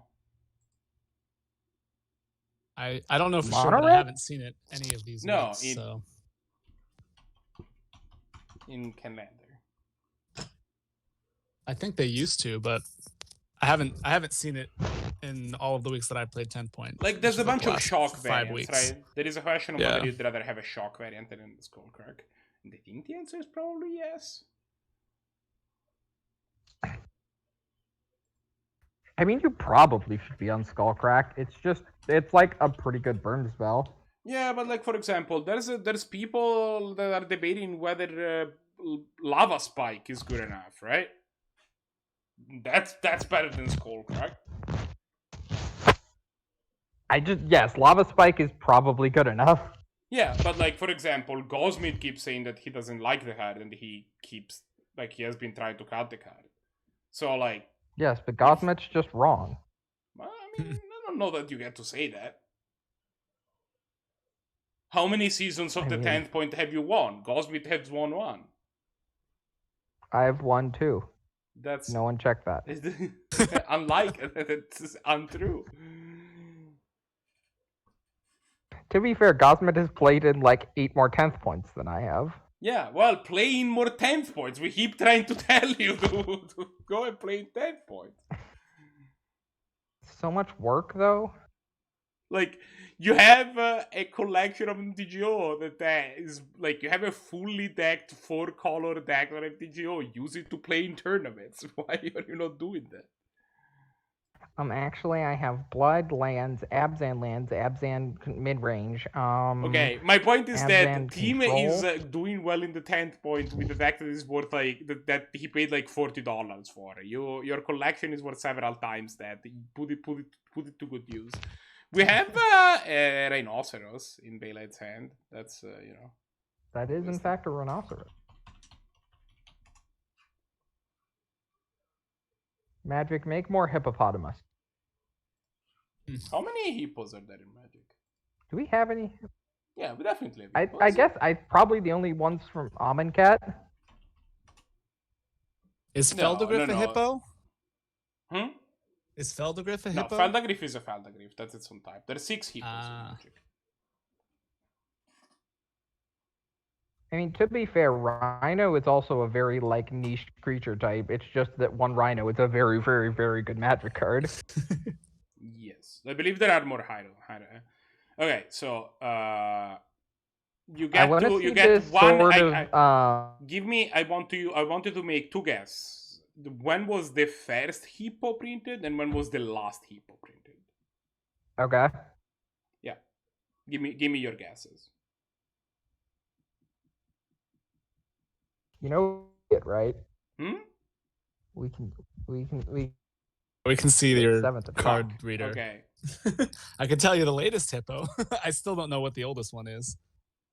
Yeah, I actually still don't know what the oldest one is. I'll have to double check which of this set came out earlier.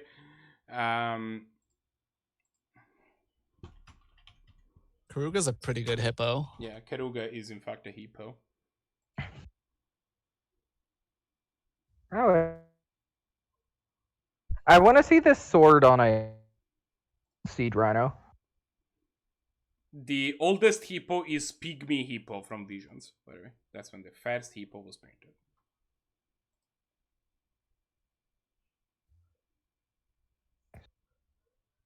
Yeah, I mean, if he puts the sword on the Rhino, this game is pretty close to over, right?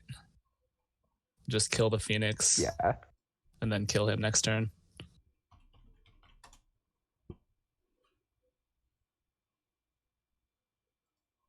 He might have to like Fire Blast and Searing Spear the Rhino. Oh no, we won't even be able to do that because it'll have a sword on it. Oh yeah, I didn't realize that. It's pretty done. Yeah, there's significantly more rhinos than hippos. There's 38 rhinos because it turns out that there's also rhino people, right? Like there's rhino dudes; those are also rhinos. They're rocks or whatever. Yeah. Are they creature typed rhino or they're creature type rhino? Oh, interesting. Yeah. The rule for that sort of thing is basically that if magic is making up a creature, like rocks are a magic creature type, right? Like that they only exist in Magic, so they just give it they call it rhino or cat or whatever. Whereas the only one of the few exceptions is Viashino because that was created before it was kind of grandfathered in.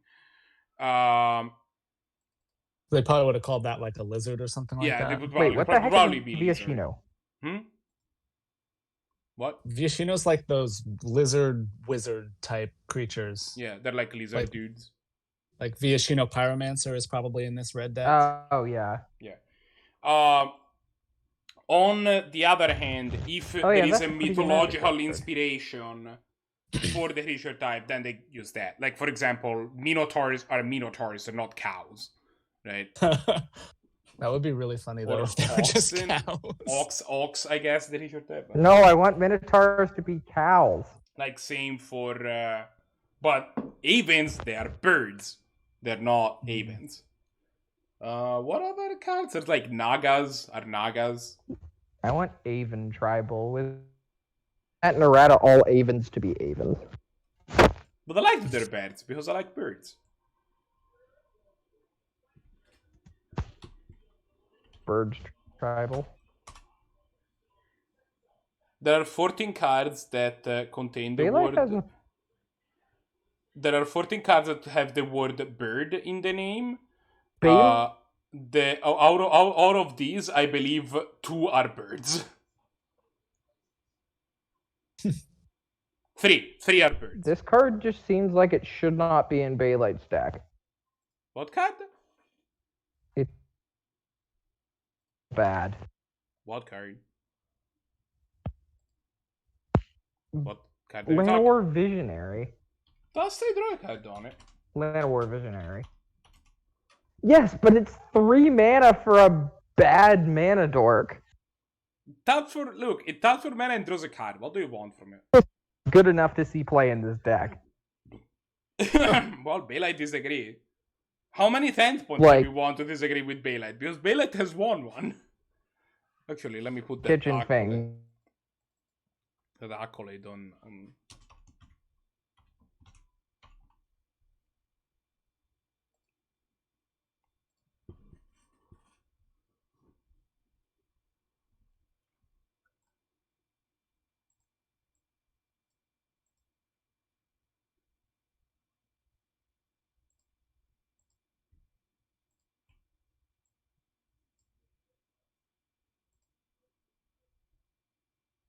Gonna see how good Llanowar Visionary is because he's gonna play it.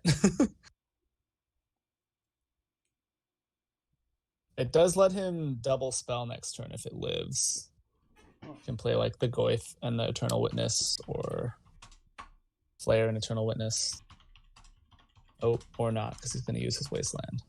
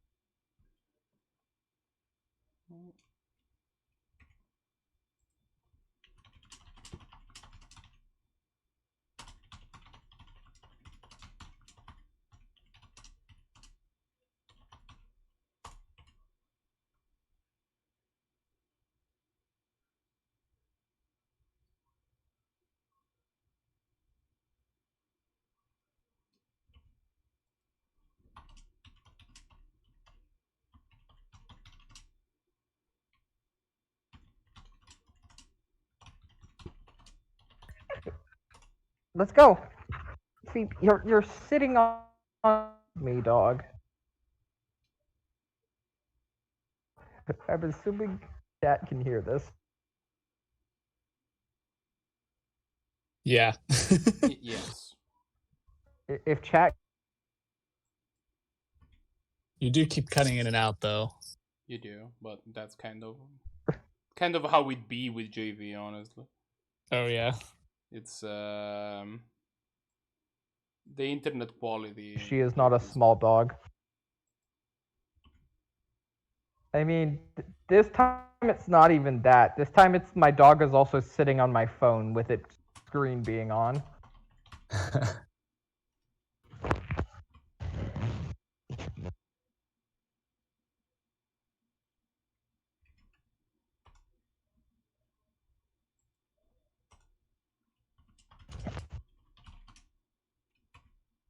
Okay, I have a question for you. What do you Yes. think is the most common color for cards that have the word bird as part of their name? Bird? Yes.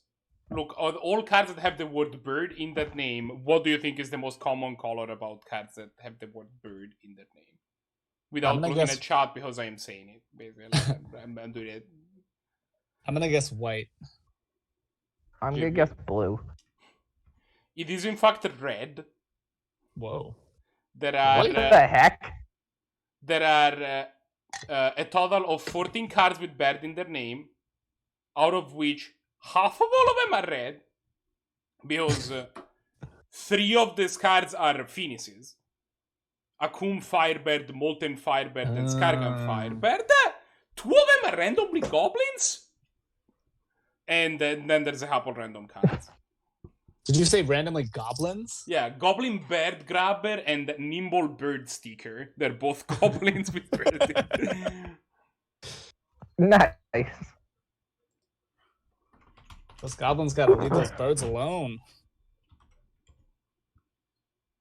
Phoebe, come on now.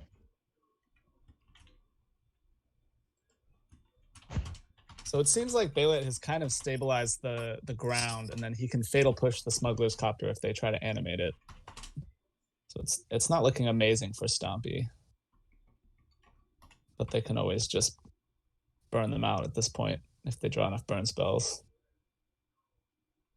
Especially if they can bait out the push on the copter and then play the Ravager afterwards. Not this turn, but next turn. Might be able to draw into enough burn to finish out the game.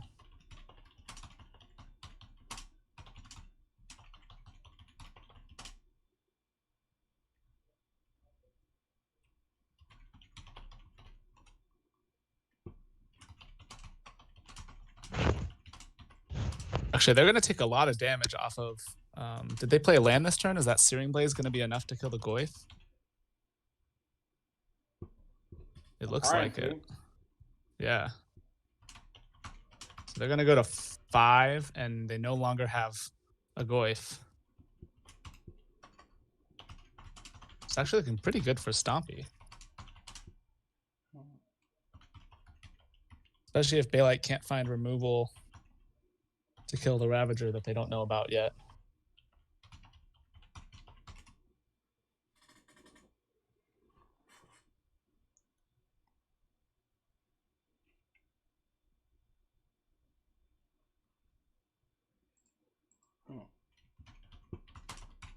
I should probably put Dungeons Ravager on the card viewer instead of just talking about cards that have the word birds in their name. I mean, I was enjoying that conversation as well. Nice. Are there any other obscure animal creature types that we've overlooked so far? I mean, there's a lot of birds. Like, birds is a pretty common creature type. It's just that, like, out of all of the cards that have bird in their name, that are birds, only 3 actually have bird in their name. Bird Maiden, Birds of Paradise, and Thrumming Bird. Wow. But Those are the only 3? yes, out of 283 birds, those are the only 3 whose name Wow. include birds. I guess there's a good chunk of those 200 plus are just going to be Aven, right? Yeah, there's some number, but also, like, you get the, I don't know, like, usually most birds, if they're actually just birds and not Avens, they get to be called with whatever bird they are, right? Like, if a card's a condor, it's called blah blah condor. It doesn't get called bird. Yeah, that makes sense. Okay. It's a little too on the nose to call every bird a bird of some sort. Let me figure out how many call it a cards bourbon instead. exist that there is only one card of that type.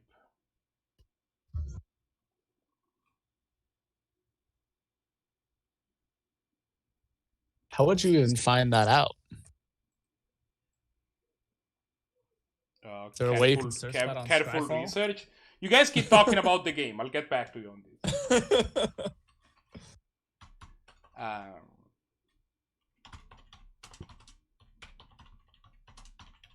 So do you think they're going to attack with the elementals in addition to the Ravager?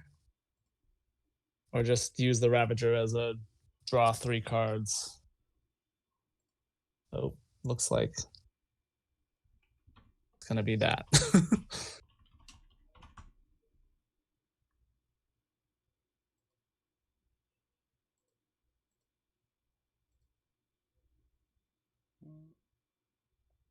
Could see them maybe throwing in a braid at the Grim Flare before it gets discarded to make it a bad block.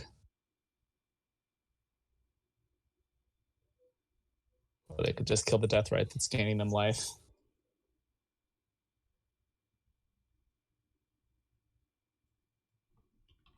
Yeah, it looks like they chose the Grim Flare. Okay, I found the first one, I believe. No, never mind. I lied.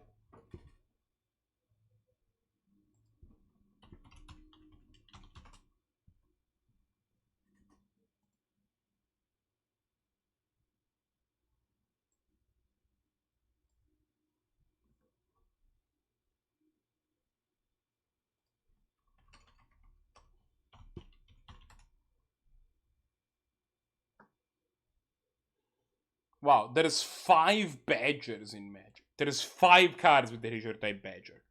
5! The only one I can think of is that one from Theros. Okay. The 1/1 with trample. Yes. The first Badger was printed in Homelands. Wow. It is Rhizorian Badger, which, as you might imagine from a Heart from Homeland, is amazingly bad. It's a 2/2 for 3. When it attacks and it isn't blocked, you may exile up to 2 creature cards from defending player's graveyard. If you do, you gain 1 life for each card exiled this way, and it doesn't deal damage this turn. That seems unplayable. It's not great. Up until recently, there was only one Brushwag, but they doubled up on it. Oh yeah, the new one from Ikoria, right? Oh yeah.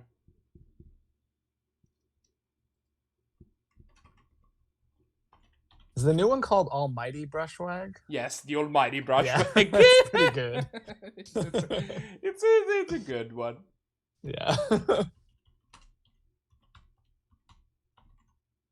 Well, there's a Batterskull on Bailite's side now, which seems pretty darn good.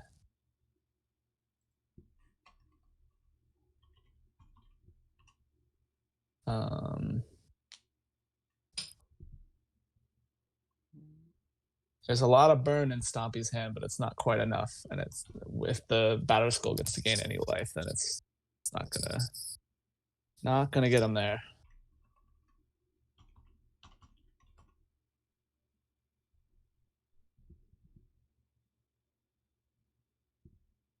I just love how in the art for Almighty Brushwag, all the other creatures and animals are like freaked out by this 1/1. Yeah, although, yeah, everyone's like, oh god.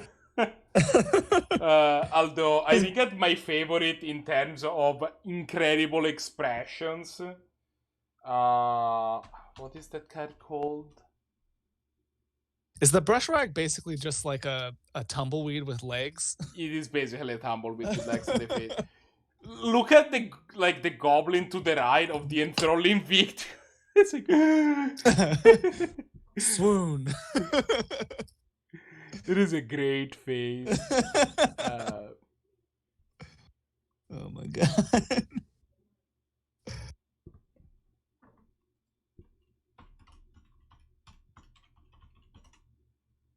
Alright.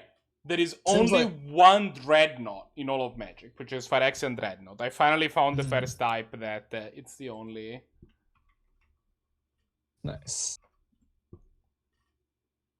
Gonna resume and it doesn't even say Dreadnought on the original card. No, it's just an artifact creature. Because originally artifact creature is Yeah.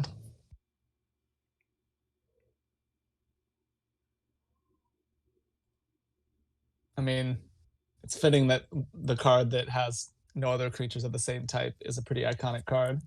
Yeah.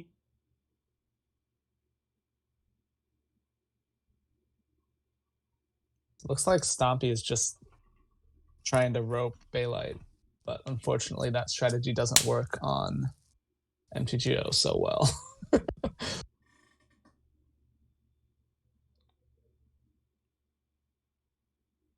haven't had a game action in a couple minutes, I think. Unless my stream is like way behind. I don't see any game action happening. I do not see any game action happening. Yeah. On my side. Oh no, game actions are happening. Well, then I'll see them in a couple seconds. There are 2 black bordered cards with the type I. So, you know, it's kind of cool. Are they like creatures that are just an eye? Yeah. Evil Eye of Urberg and Evil Eye of Orbs by Gore. They both have the text, non-eye creatures you control can't attack. Interesting. And they're both evil eyes. Is one of them like a reference to the other one, or they're from the same set? One of them is from Time Spiral or whatever, where it was like kind of. There is only one card that with the creature type Ferret, Joven's Ferrets. Ferret? Yep. Oh.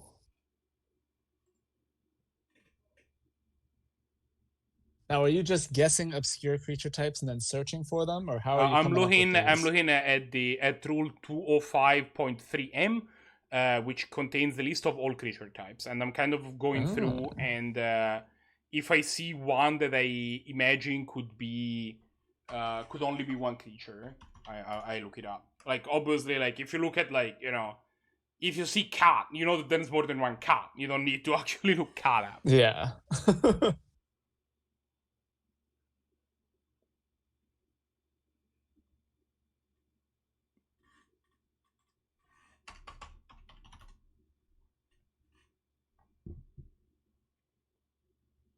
So I imagine we're going to see a Batter Skull equip, possibly onto the Deathrite.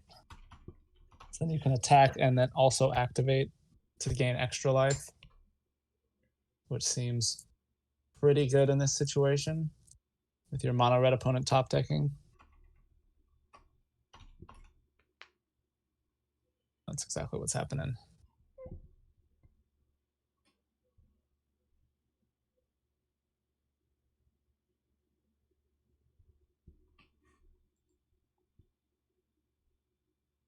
I'm not sure what Stompy can draw to get out of this, but Lightning Strike isn't going to do it.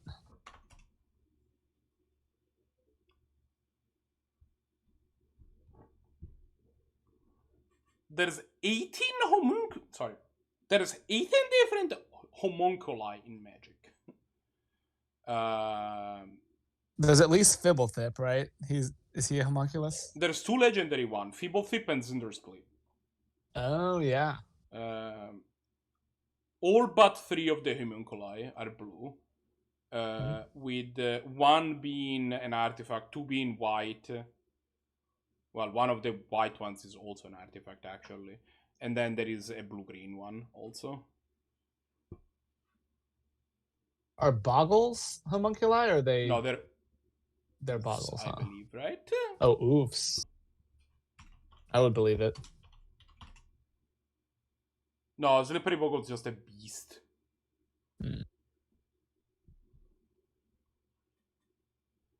I don't know, random things are oofs. Like, Kitchen Things is an oof. Yeah. And Collector Oof, unsurprisingly. Well, I mean, if it has oof Yeah. in the name, it's not terribly.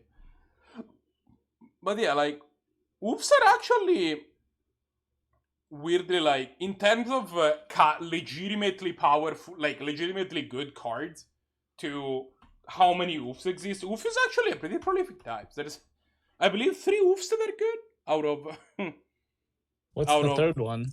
13 that exist. Are you counting Gilderbairn? Yeah, Gilderbairn. I think Gilderbairn counts, right? Gilderbairn is a Okay. head that says a lot of decent amount of commander play, right? Like, Yeah, I that's think true. you kind of have to. I can't even remember what Gilderbairn does. I just know it has the untap symbol on it. Yeah, you can pay 3 and untap it to essentially double the number of counters on a permanent. So you Oh, kind okay. of Yeah, that's pretty good. make your planeswalkers crazy. Yeah. That is very commander. It's also very cute. Yeah, it's just like a little oof on an Easter egg hunt. Not literally, but that's what it looks like to me. Yeah, no, it's adorable. All right, it looks like Stompy's given up the ghost. Yeah, let's see if there's more magic. Actually like that line of Siege Rhino into activating your Deathrite Shaman. Gives Bailite a pretty good amount of reach for a Abzan list. We have 1 match still going, which is the 2 red aggressive decks somehow. Didn't that happen earlier today too? I mean, There to are be a fair, couple it's actually, as much as I like memeing, it's not that surprising. The red versus red matchup tends to be actually relatively grindy, right? Because this is the matchup where you tend to actually volley your bolts downstairs rather than upstairs. And and basically all of your creatures eat all of each other's removal. Yeah. Because they're all small. Yeah. Except, as we say that, except you know, a rotting Reggie. Reggie, sir. Can say what you want about that one, but that's it a bit of an not outlier. Small.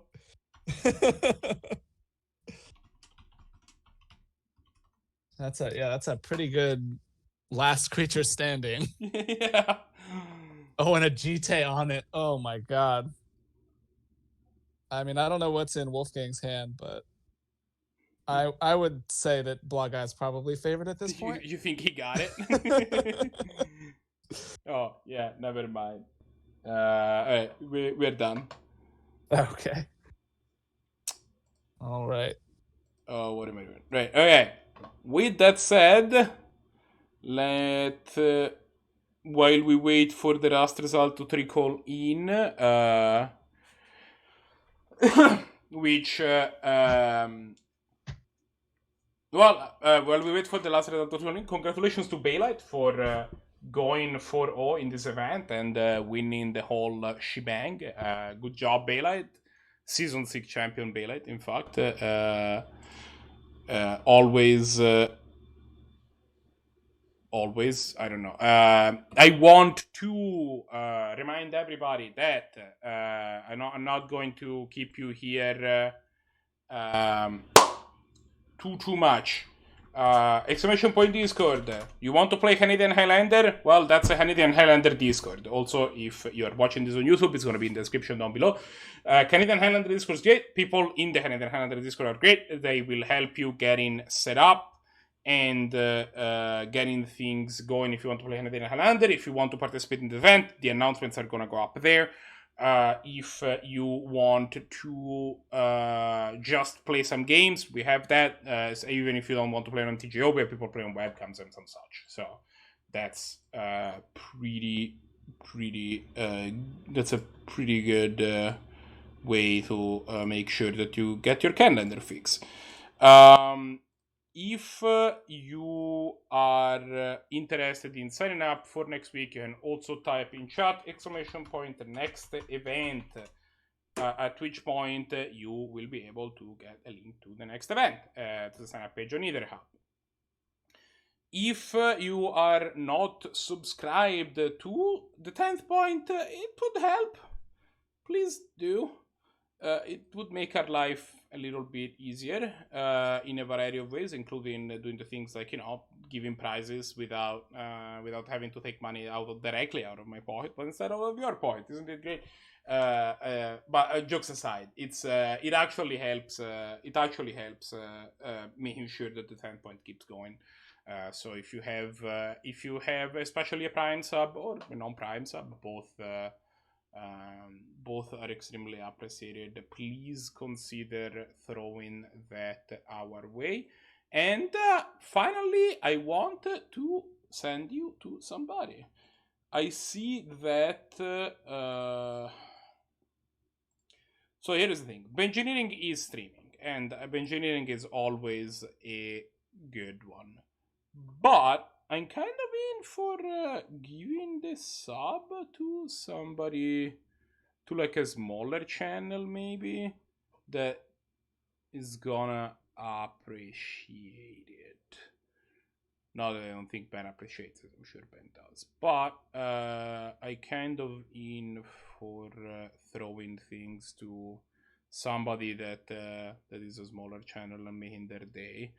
But I also want to send it on to a Magic Online player, somebody that is, say, like playing a format that is closer to Hub, like Cube or Legacy.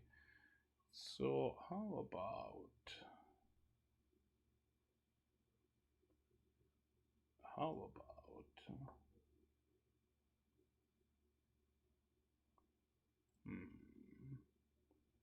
I'll send you somewhere. You have to give me a second. Do not leave. I will not allow you to leave. I swear. I'm sorry that this is taking forever. Oh yeah, this person's cubing. Sure, let's do the cube thing. I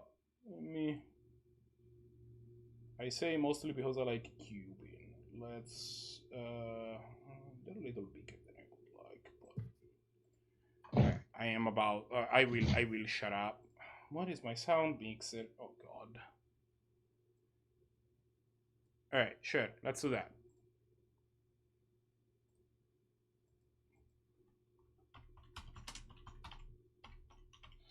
With that said, thanks everybody for being here, and I will talk to you next week. Bye.